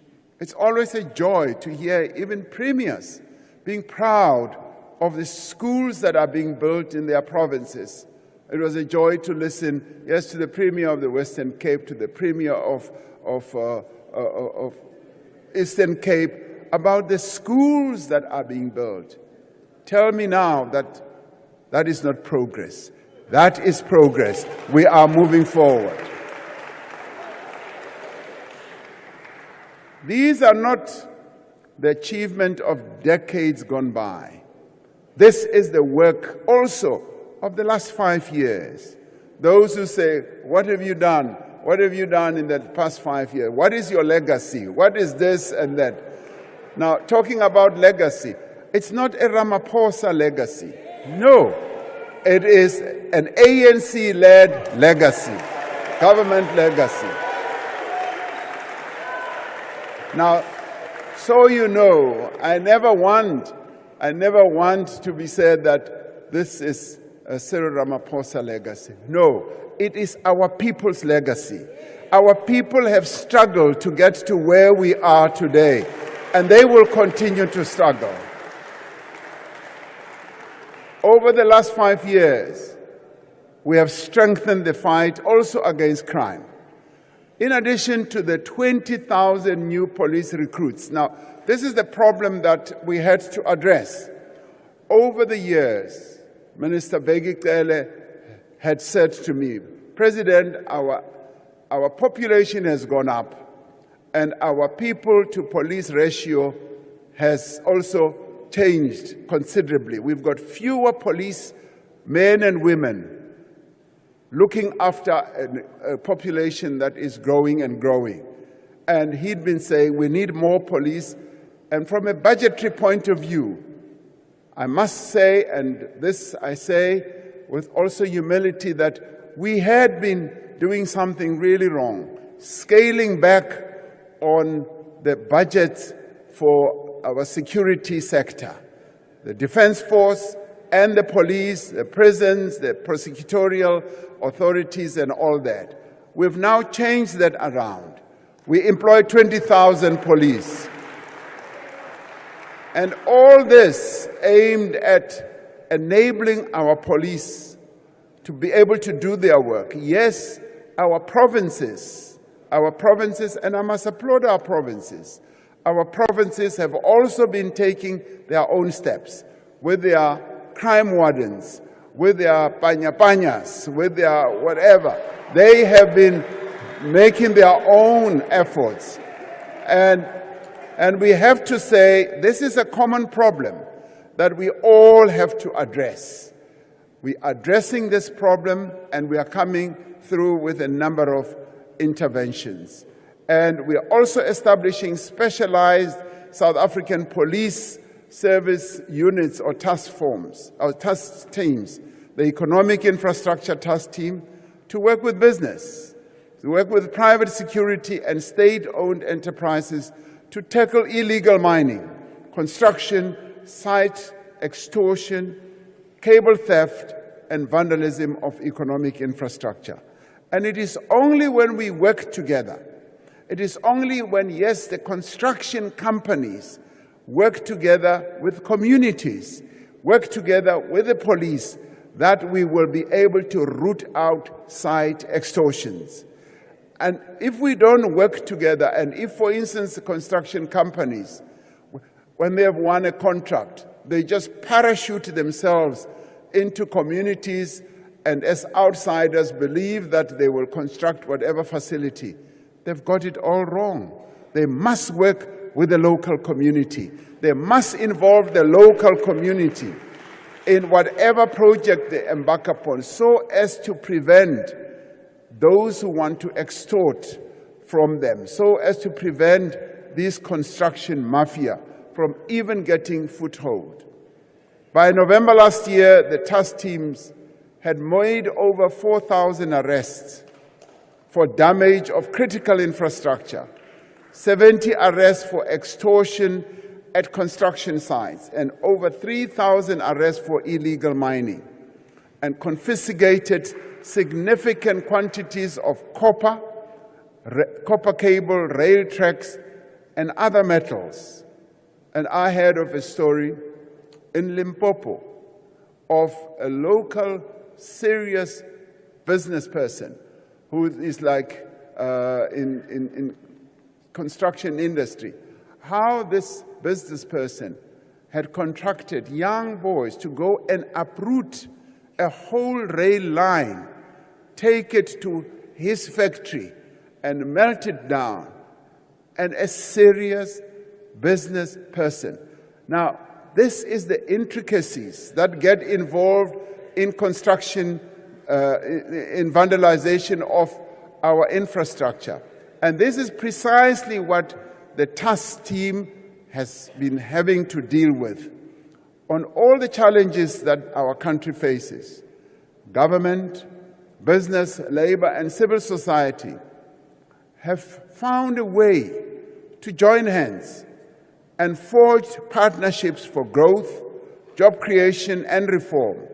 We have forged special social compacts in practice, not theoretical social compacts, compacts that work, that are rooted in what needs to be done.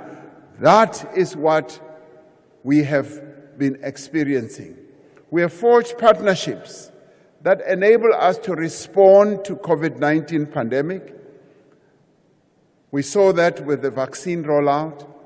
We saw that with the relief fund that we set up, and how all partners, including members of parliament, contributed to the fund that we set up, which shows how all of us can join in to rebuild our economy. We have worked together on youth unemployment and to tackle gender-based violence and femicide. In recent months, government has worked in partnership with business to address challenges in energy, in transport and logistics, in crime and corruption, as well as in employment and skills. Through this partnership, we have brought together critical resources, critical skills and capabilities to resolve our common challenges. And I found that we work best as South Africans when we join hands, when we approach common problems by working together. We continue to engage with community organizations, unions, business people, experts, and NGOs in undertaking a transition to a low-carbon economy that is inclusive and that is also just. This is particularly important in provinces like Mpumalanga, where the bulk of our coal power stations that are coming to the end of their lives are located. A vital part of this work is in the Presidential Climate Commission, which has been at the forefront, as led by my Deputy Chairperson, Vali Musa, and a number of other commissioners who have been at the forefront of broad social engagement on the path that we must take. With the participation of a range of stakeholders, we've developed a just energy transition investment plan that details the investments we need to make over the next 5 years to support this transition. We are a country with a plan. We are not a country without a plan. we do have a plan to address the issue of the transition. Close to 230 billion rand in international financing pledges have been secured through the Just Energy Transition Partnership. That is leaving aside what local partners will be able to contribute. Last year, we received a number of heads of states who kept coming to our country from a number of countries who came to South Africa to pledge their support to our just energy transition. Once again, South Africa was the first amongst many other nations in the world to come up with an innovative approach to address the challenges of climate change, particularly when it comes to addressing just transition. We are undertaking this transition, as we have often said, at a pace, at a scale, and indeed at a cost that our country can afford, and in a manner that ensures energy security for all our people, while at the same time supporting the creation of new industries, new economic opportunities, and sustainable jobs. And we see this clearly emerging in provinces like the Northern Cape. As we work to build a society in which all may experience a better life, a life of peace, a life of dignity, we will continue, yes, to work for peace on our continent and around the world. We remain deeply concerned about the intolerable situation of the people of Gaza. Earlier this week, we made another urgent request to the International Court of Justice to consider using its power to prevent a further imminent breach of the rights of Palestinians. We did that. As it is now, we are gravely concerned that the unprecedented military offensive against Rafah in Gaza, which is the last refuge for much of Gaza's population, has already led to and will result in further large-scale killings, harm, and destruction. Our call has been taken up by other countries around the world, particularly those who said our case in the International Court of Justice was meritless and it didn't really have any value. Even those countries are now saying and calling on Israel to cease its armed actions against Rafah, in particular on the people of Gaza more generally. They are saying they would like Israel to listen to its friends. Even those who are its friends are saying, please heed our call to stop the onslaught or the assault on Rafah. We remain committed to do everything we can, as is our moral and legal responsibility, to stop acts of genocide in Gaza. And why do we do all this? We do this because we were also subjected as a people. We were subjected to an oppressive system, a killing machine that killed so many of our people, that exiled many of our people, that moved and removed mercilessly many of our people across the country.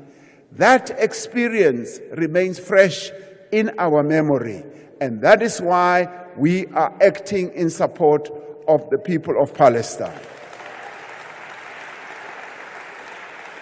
Now, we continue to contribute to peace-building missions and efforts on our continent.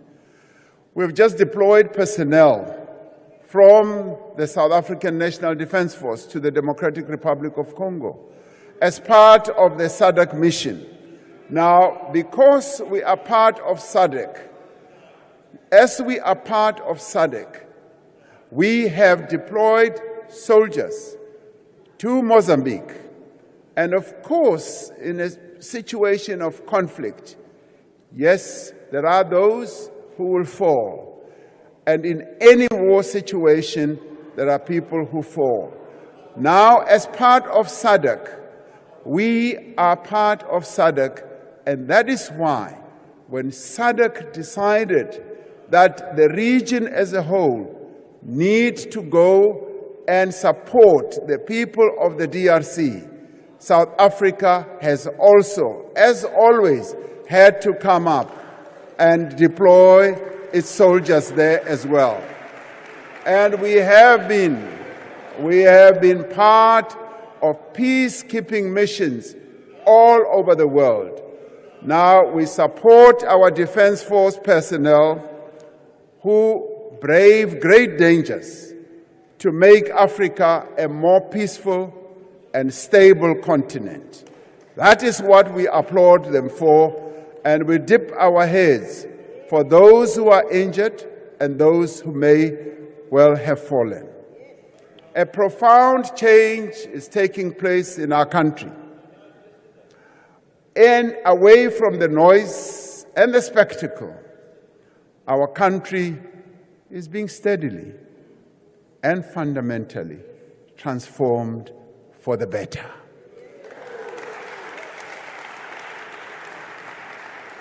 Now, as we gather here and as we debate and differ and shout at each other and even hurl insults, especially at myself, and also against each other. Yes, we know that we are on the campaign trail. And as they say in the classic, die hoogste boom vang die meeste wind. And yes, and I know I will also catch the fiercest wind, but I catch it on behalf of the people of South Africa. That I do.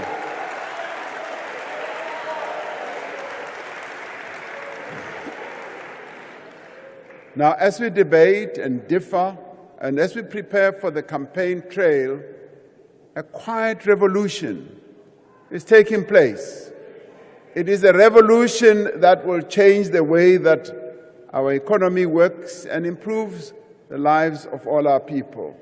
And we can cite a number of examples in water, in our electricity, all that is continuing to change. And as we look at the many young people in our country, the many Tintswalos, and today I'm really honored to have a number of Tintswalos. Please stand up so that everybody can see you. The Tintswalos who have come to join us.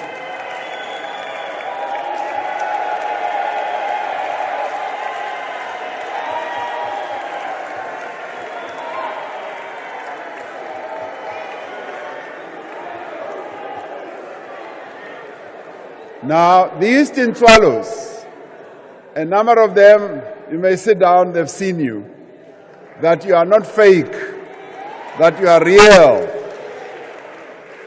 Now, these Tintswalos are airline pilots, they are engineers, they are police officers, they are naval captains, they are doctors, they are qualified in a number of ways. Some of them are factory workers. Here they are. Now, continuing with the story of Tintswalo, where a number of people have hurled insults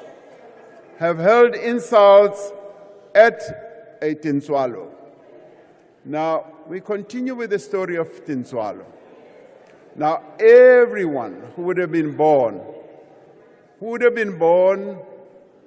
after our democracy is a true Tintswalo. Whether they like it or not, they are Tintswalos. Now, the Tintswalo I described, and I missed a number of parts. Of course, you would like to know, who did she fall in love with? How did she get married? I will not get into I know all that. But these Tintswalos were all became the children of Nelson Mandela. They are Nelson Mandela's children. And they also have, as an uncle or a father, many of you who are seated here. And she also has a mother. And these Tintswalos, all of them will have received one or other form of child grant. They immediately became children of the state. Many of them went to no-fee schools, as I said. Some of them didn't. But many of them did. And as Tintswalo grew up, yes, she would have gone to a TVET college, and yes, she would have been able to get a job. And as I said, truly and honestly, some of the Tintswalos did not get a job. But they have been touched by the hand of this democratic government.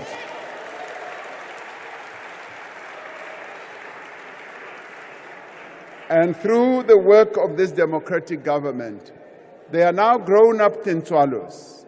They are now the group that sits here. Another group sits outside, we know that. Yes, those are the Tintswalos that this government is committed to improving their lives. This government wants to improve their lives because it works on the basis that we should leave no one behind. No child of this democracy must be left behind. And that is precisely what this is doing. So in the State of the Nation address, yes, as I introduced Tintswalo, and I'm glad that Tintswalo has become the talk of not only town, but the talk of the whole nation, with some of them denying they are, but many of them saying, I am Tintswalo, I am Tintswalo. And we are grateful for that. Even Mr. Steenhuisen, also, Honorable Steenhuisen rather, also considered that there is a Tintswalo. So you will find a Tintswalo somewhere.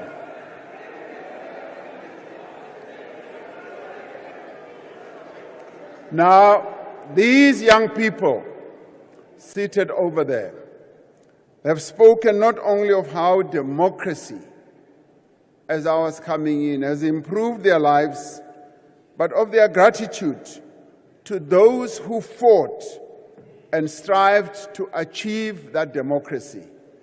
Many have paid tribute to their parents and grandparents and to all the generations that came before for the struggle and sacrifice that brought down the evil apartheid system and ushered in a new era of freedom. And so today, here they sit proudly, these young people who are my Tintswalos. Amongst them, and I want to include some of the disciplines, aeronautical engineers, civil engineers, and all the careers in transport that support, through the support of government, entities and departments.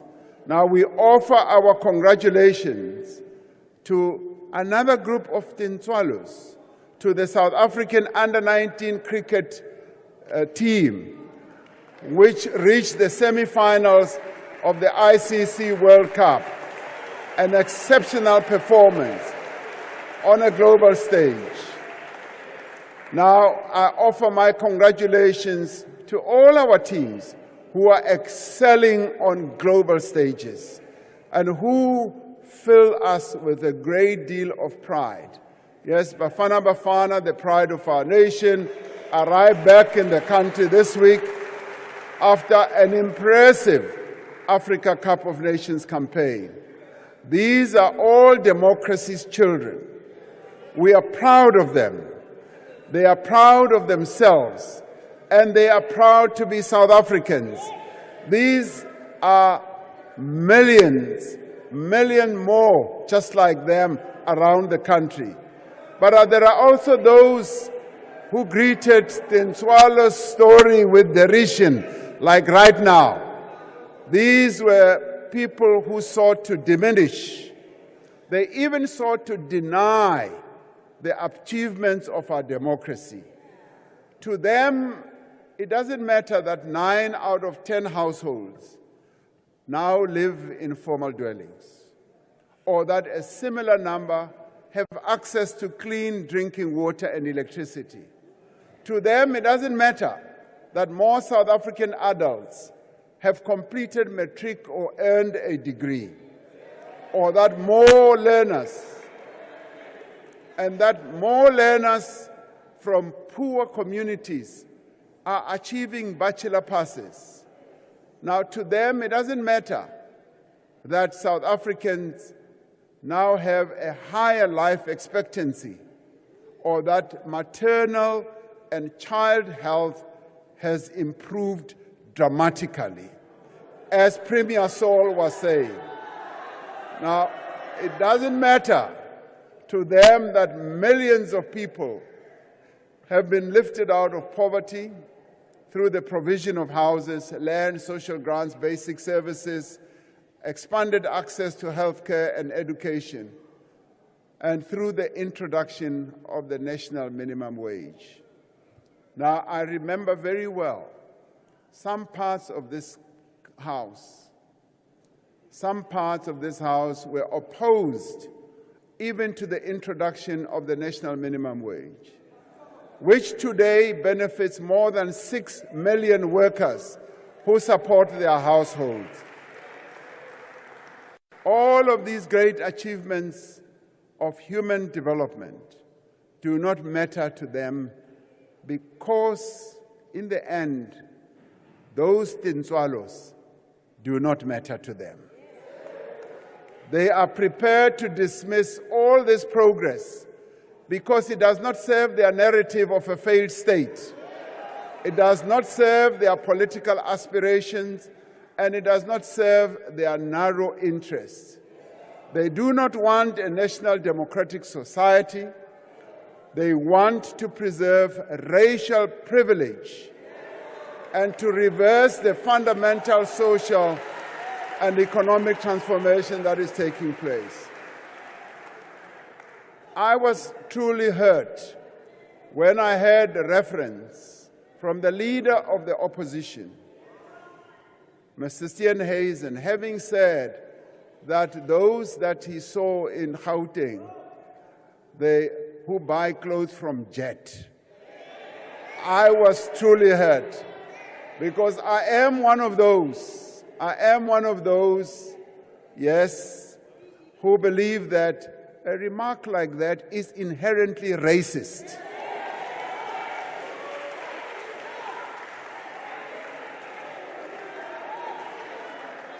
Because to refer to people like that and say, yes, those people who go and buy either their shoes or wherever at such and such a shop is degrading, humiliating, and demeaning, and is racist. That's all you can say.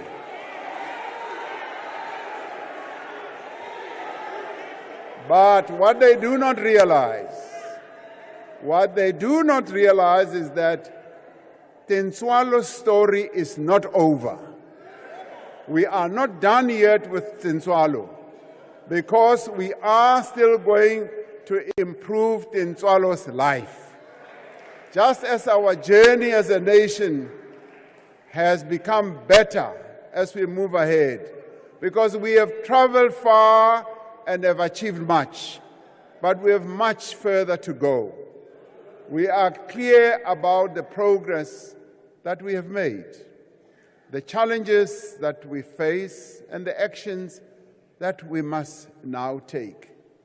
That is why we will continue, as we must, as we have always done, to build a better life for all of democracy's children. In conclusion, I wish to extend my gratitude. I want to extend my gratitude, yes, to all of you, including the leaders of various political parties. Whether what you may well have said was insulting or not, I do forgive you as well. I want to extend my gratitude to the ministers and deputy ministers, and indeed all members of this House, to the Deputy President, to the Director General in the Presidency, for the work and the support in the very hard work, and to all Directors General. I do want to say a special word of thank you to you, Honourable Speaker, and to you, Honourable Chair of the Council of Provinces. I thank you for the work that you continue to do. And yes, to you, Chief Whip of the Majority Party, and all the whips who are here. And I do want to say thank you to all other leaders who found time even to come to this debate. As a nation, we continue to write the story of Tintswalo. Through our collective actions, through our shared determination, we will ensure that all the Tintswalos of this country, together with their parents and grandparents, overcome the many challenges of the present. It is by working together that we will continue to write the story of our free nation and of a future of peace, comfort, and prosperity for all. And thank you very much for all that you said in this debate and for your attendance.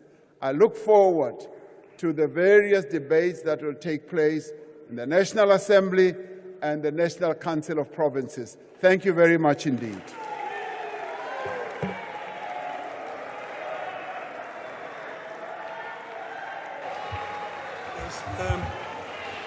Thank you very much. I take this opportunity to thank the Honorable the President. That, honorable members, concludes the debate on the State of the Nation address and the business for the day. The joint sitting is now adjourned.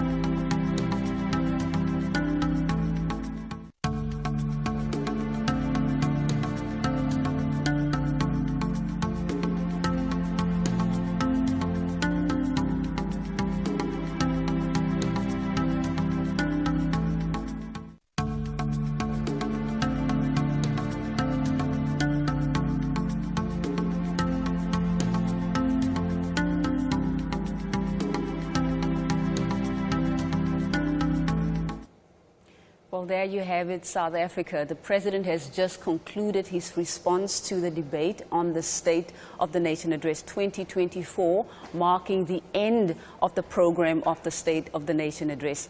Over the last 3 days, 63 members, a total of 63 members of Parliament and the provincial legislatures have made their comments, their remarks and their rebuttals on the President's speech. This has been a great representation of our country's democracy and, of course, a wide variety of views and perspectives shared. And, of course, true to what our multi-party and constitutional democracy is about, all the parties that are represented in Parliament had the opportunity to critique the President's speech. They had the opportunity to analyze it. They had the opportunity to say where the President probably should have placed more emphasis on. But we also have to bear in mind that the State of the Nation Address is not just a once-off session. It actually marks the beginning of a series of conversations, of planning conversations that are now unlocked. What is now unfolding, what is next? On Wednesday next week, we will be receiving the budget speech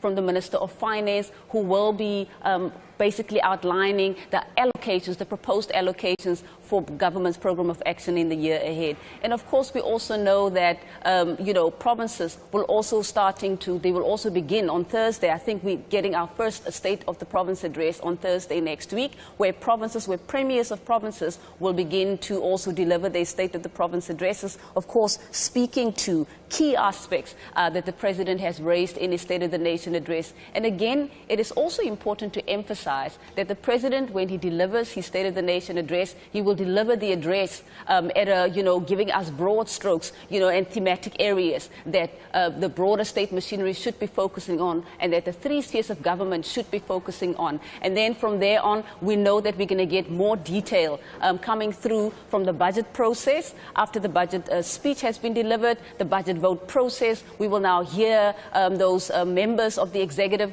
delivering their plans. Their plans will be unpacked by portfolio committees, by portfolio committees in Parliament, to ensure that, the allocations, the proposed allocations, they still speak to, the National Development Plan, and that they speak to, the plans as outlined by the President in the current financial year or in the year ahead. And of course, we must also be reminded that all of what the President has spoken to us about in his State of the Nation address on the 8th of February, it still speaks to the National Development Plan. It still speaks to those to the medium-term strategic framework. It still speaks to those 7 priorities of the medium-term strategic framework in order to ensure that as government continues to plan, that planning is done in a coherent manner. But it's also important to just quickly reflect on some of the key issues that the President did, the key issues as raised by the President in his speech. He started off by, of course, reminding South Africans that this year marks exactly 30 years since the advent of our democracy in 1994, when ordinary South Africans who were previously disenfranchised, had for the first time had the opportunity to vote. And it has been 30 years. In a few weeks, we will be celebrating that extraordinary milestone. And of course, many people have got a lot to say about, whether we've made progress, but indeed, if we're looking at the broader, if we're looking at the Constitution as our starting point, if we're looking at the various pieces of legislation that have been passed, obviously, we are on the right trajectory, but implementation has been highlighted as a major issue of concern to ensure that as government actually legislates, as the legislative sector, legislates, that those key pieces of legislation must find expression through proper planning and proper implementation. And of course, we must also be reminded of the key statistics that came out of the President's speech. The President spoke about, the social assistance package that is currently available and that has been made available to South Africans who are unable to look after their families, and that is the vulnerable, the poor and vulnerable, the unemployed, in the form of, the social grants. And as per what the President has reported, we have more than 26 million South Africans who are receiving the social assistance grants in the form, of course, the child support grant and various other grants that are available to them. With that said, we will be getting a few members of the executive who are here, who will be with us to just give us their reactions of the President's speech. Do stay tuned.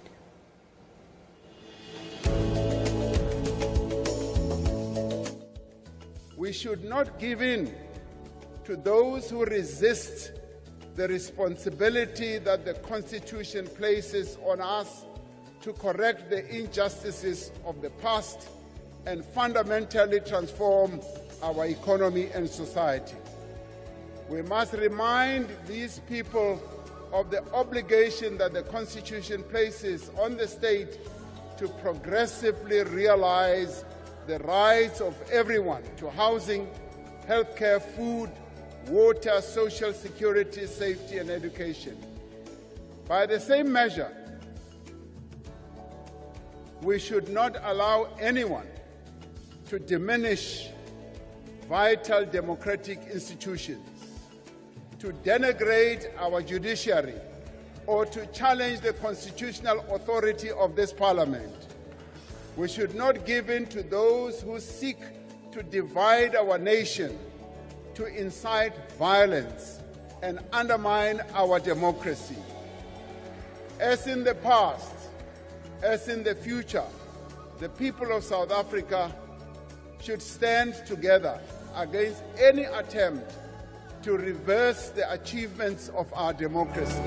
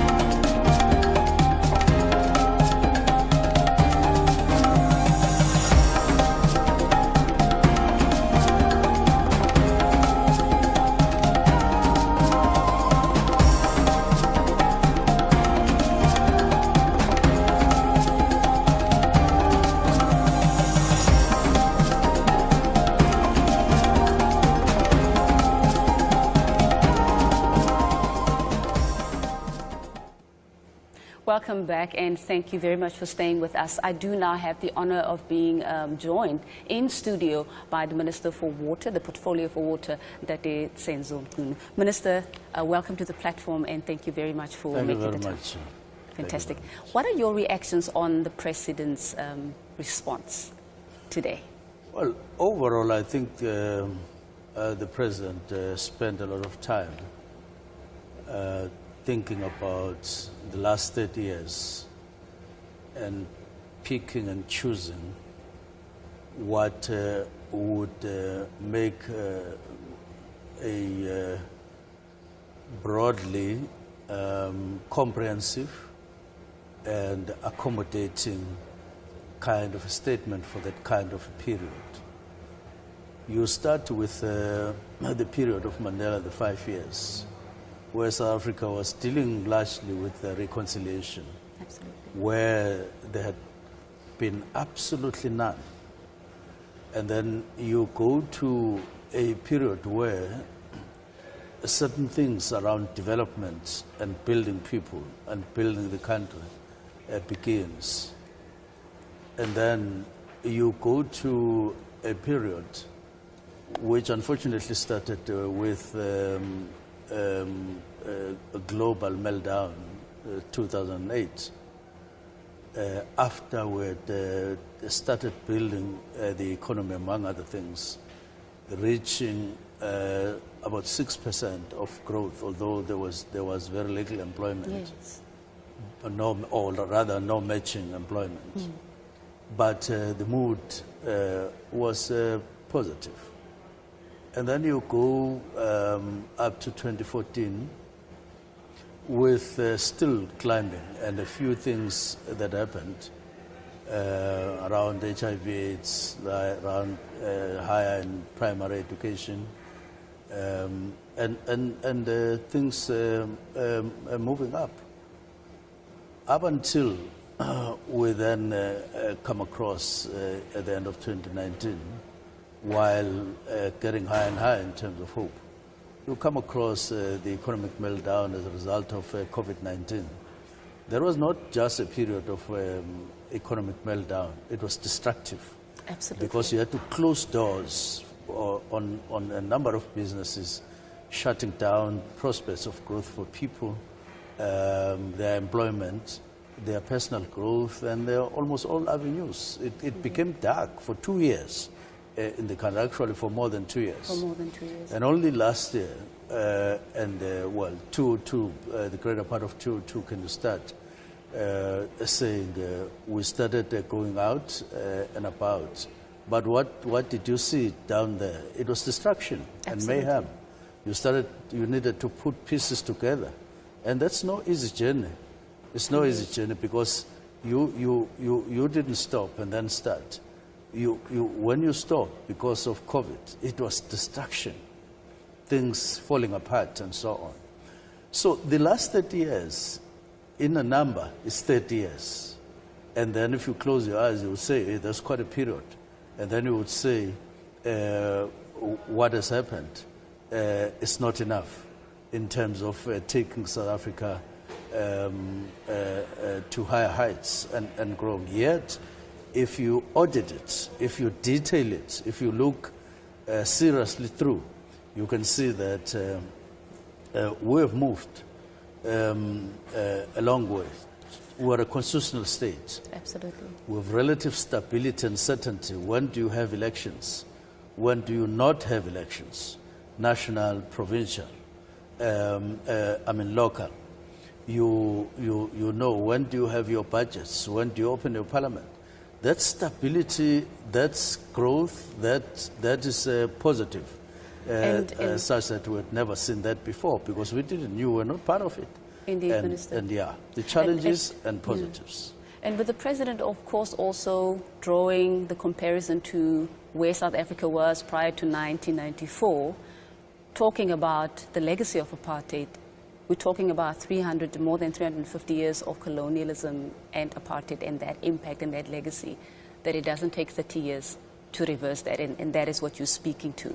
That is exactly in real terms, because if you start auditing things from 1994 backwards, you would see that you are talking about decades. Absolutely. You're talking about 340 years. Yes. Now, there was 340 years of destruction, generation after generation, if you are black, in terms of the policies then, with the colonialists handing us over to apartheid people. They themselves doing their own destruction. And remember, each and every human being in a country is an asset. Absolutely. And if you destroy that person, you are likely to be destroying an asset, no matter how you undermine them, whether educated or not. People are an asset. Look at China, look at US. These are big nations, numerical.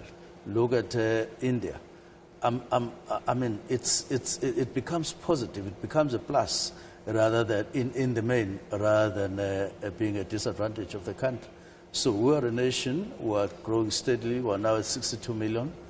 And therefore, we must start thinking, how do we turn these 62 million people to become an asset? And we're hoping that in the next 5 years, we're not going to experience another COVID-19, the most destructive, and other destabilization things, because it's when the nation is stable, when the nation has a direction, that we are able to focus on development. Absolutely. As opposed to looking at other things. Of course, things like crime, especially rape, especially housebreakings, gender-based violence, car hijackings. Those are the most upfront that we need to knock back and so that they subside. These things are caused by human beings, and other human beings can reverse them, force these others to reverse that, and we need the power of security in the country. That is very important and very much upfront. On the other hand, we need to build our economy and create jobs. But for that, we need electricity. We need to focus on this without winking. We just need to look at this and look at it and work very hard and sweat, and then generate to stability and a flow that can't be disturbed. It's only then that the economy will start ticking up, when you have an undisturbed flow of electricity, so that people can run their businesses. Indeed. Minister, unfortunately, that is where we have to leave it for now, but thank you very much for sharing those insights and those reactions. That is, of course, the Minister for Water, responsible for the water portfolio, sharing his reactions in terms of the President's speech as was delivered on the 8th of February, and, of course, the President's reply today. Do stay tuned. We do have more reactions coming up.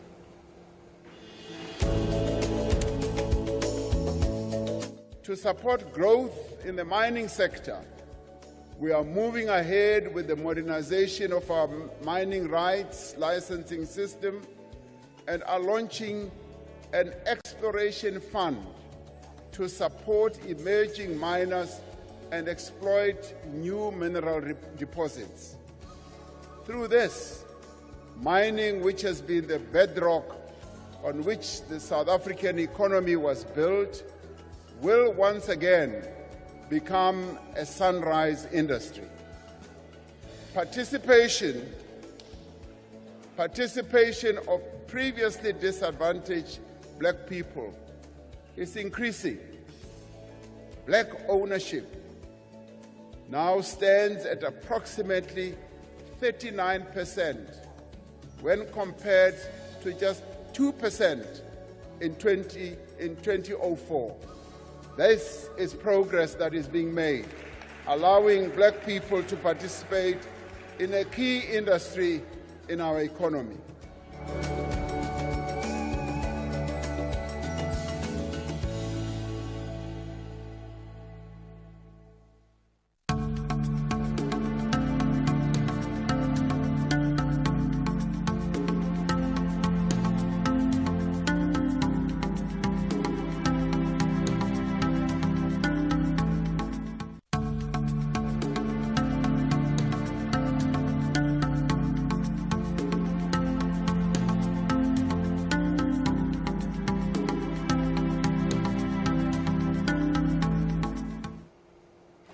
Welcome back, and thank you very much for staying with us. As indicated earlier, we are still getting reactions from our members of the executive who are here to just share their perspectives on not only the President's speech, but particularly the President's response today. I do now have the pleasure and honor of being joined by the Minister for Small Business, Mayor Stella Ndabeni-Abrahams.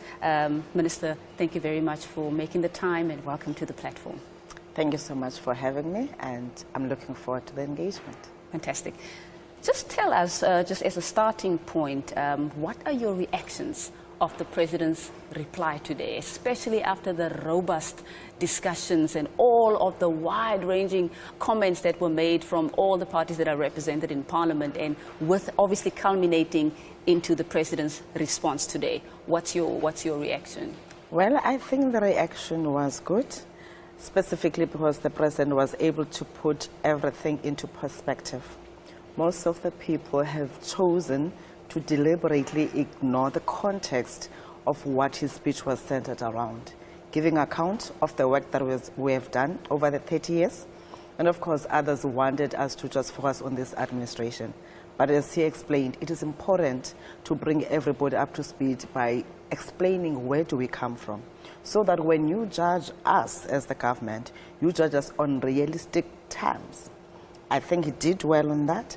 And today, everyone who was saying Tin Swallow is not there, it's fake and whatever, everybody was proven wrongly by just sampling, bringing a group of young people that volunteered, by the way. Because when they listened to the debate, they said, President, they don't believe that we exist. We are coming forward. We're going to show them that we are grateful for the work that has been done. And for me, that was the highlight to say, despite the challenges that we have, as the President has explained, but there are people who are willing to give testimony to the work that we are doing. And of course, at the center of that is appreciating the different views by the different members of Parliament. And this is what builds us and makes us very different as the governing party, to say, we're not only listening to ourselves, we are prepared to take advice from those who are criticizing us constructively. Because ours is to ensure that everybody has been voted into power in this country is given an opportunity to make an input. We are government, but we do consider everyone's opinion. And President Ramaphosa, I believe, he managed in his response to bring everybody on board to showcase to South Africa that if we work together, we can do more. And isn't that just the lifeblood of a constitutional democracy? Because now we've got all these parties that are represented in Parliament who can freely, they've got freedom of speech to actually say, President, you could have focused on this issue and that issue. And to top it all off, the President didn't just paint a glossy picture. He also spoke to the challenges that we are facing as a country. But let's maybe zone in on your portfolio in particular. We know that the Ministry of Small Business is so critical in terms of transforming the economy and restructuring the economy. And we cannot build jobs, we cannot create jobs without, small business. Talk to us about the significance of the President's speech with regards to advancing, economic transformation in the country. Well, from the onset when he delivered his State of the Nation address, he spoke to critical programs that I'm going to mention or re-emphasize. That of the country that is going to be embarking on a massive infrastructure project. And therefore, the benefit by the small and medium enterprises in that project is what he emphasized on. The second aspect is us dealing with the challenges that are faced by the SMMEs, the red tapes that we talk about. And then he made reference to the bills, because we can want to remove challenges, but it's not something that you do over just one word. There's legislation that is in place. Therefore, you need to repeal or include certain aspects that must give the department the authority, including the ecosystem that we're working in. And this is one of the things that people take for granted. When we talk about the red tapes, as President explained that on that day, on the work that we've done, again, we're looking at matters that cut across several departments, including spheres of government. Now, that work requires proper coordination, which is what the department is established to do. Now, without a legislation that gives the department those powers, it is not able to carry its mandate effectively. This is why President appointed Mr. Nkosi But of course, from our side, bringing the legislation, but at the center of it, as President explained again, is ensuring that we act now on those that we can be able to resolve. The issue of availing financing for small businesses, Very critical. President spoke about it. The issue of addressing the township and rural infrastructure, President spoke about it. And this is what made us to be happy as the portfolio to say, at least the critical things are being attended to. At the center of that is the crime that is experienced by small and medium enterprises. Unlike big businesses, they're not able to afford all the other security interventions they can provide. The issue of load shedding has been hitting hard on small businesses. President did give account of the initiatives by government in terms of addressing through the minister in the presidency, but also to say we are providing interventions. And for me, that was something to take home and say there's a lot that we must build on as the responsible department that is looking at the interest of the small and medium enterprises. The President also touched on the amount of money, I think in the amount of about 500 billion that has already been raised through the investment conferences.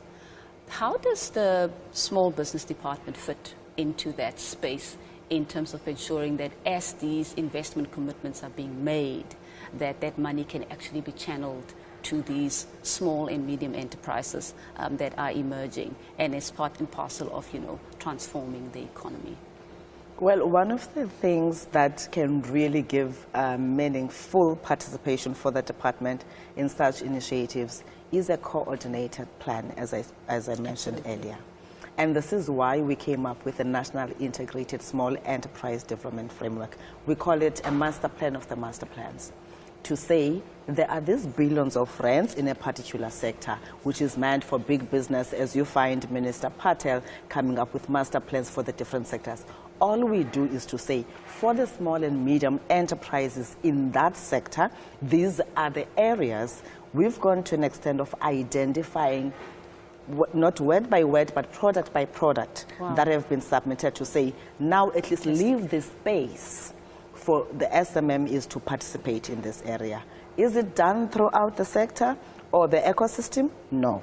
As things stand, there isn't much adherence to it, which is why through the business licensing bill that we'll be bringing in the next administration, now we are gazetting the policy, we're beginning to say the minister therefore must be given powers to, in consultation with the Minister of DTIC, Home Affairs and National Treasury, to say on these specific items and sectors, let them be completely reserved for the small and medium enterprises. When you do that, you are therefore forcing the big business, even if they say, we already have our suppliers, as we know that there's lots of monopolization in our country, but now we're trying to engage them to say, let's break that value chain and be able to bring new entrants into the space. And I want to tell you here, the big business has been very willing to do that with us, to an extent that we agree that on their enterprise supplier development, we'll be going hand in hand with CEDA, our agency, in order to make sure that we build the entrepreneurs that can be able to respond to the quality that is required by those that must contract or accommodate them in their value chain.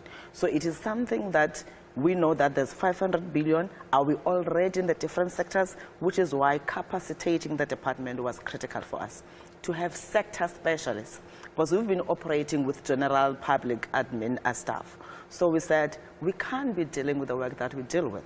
We can't shift in terms of the unemployment that we see in the country and respond to what the National Development Plan says unless we have sector specialists.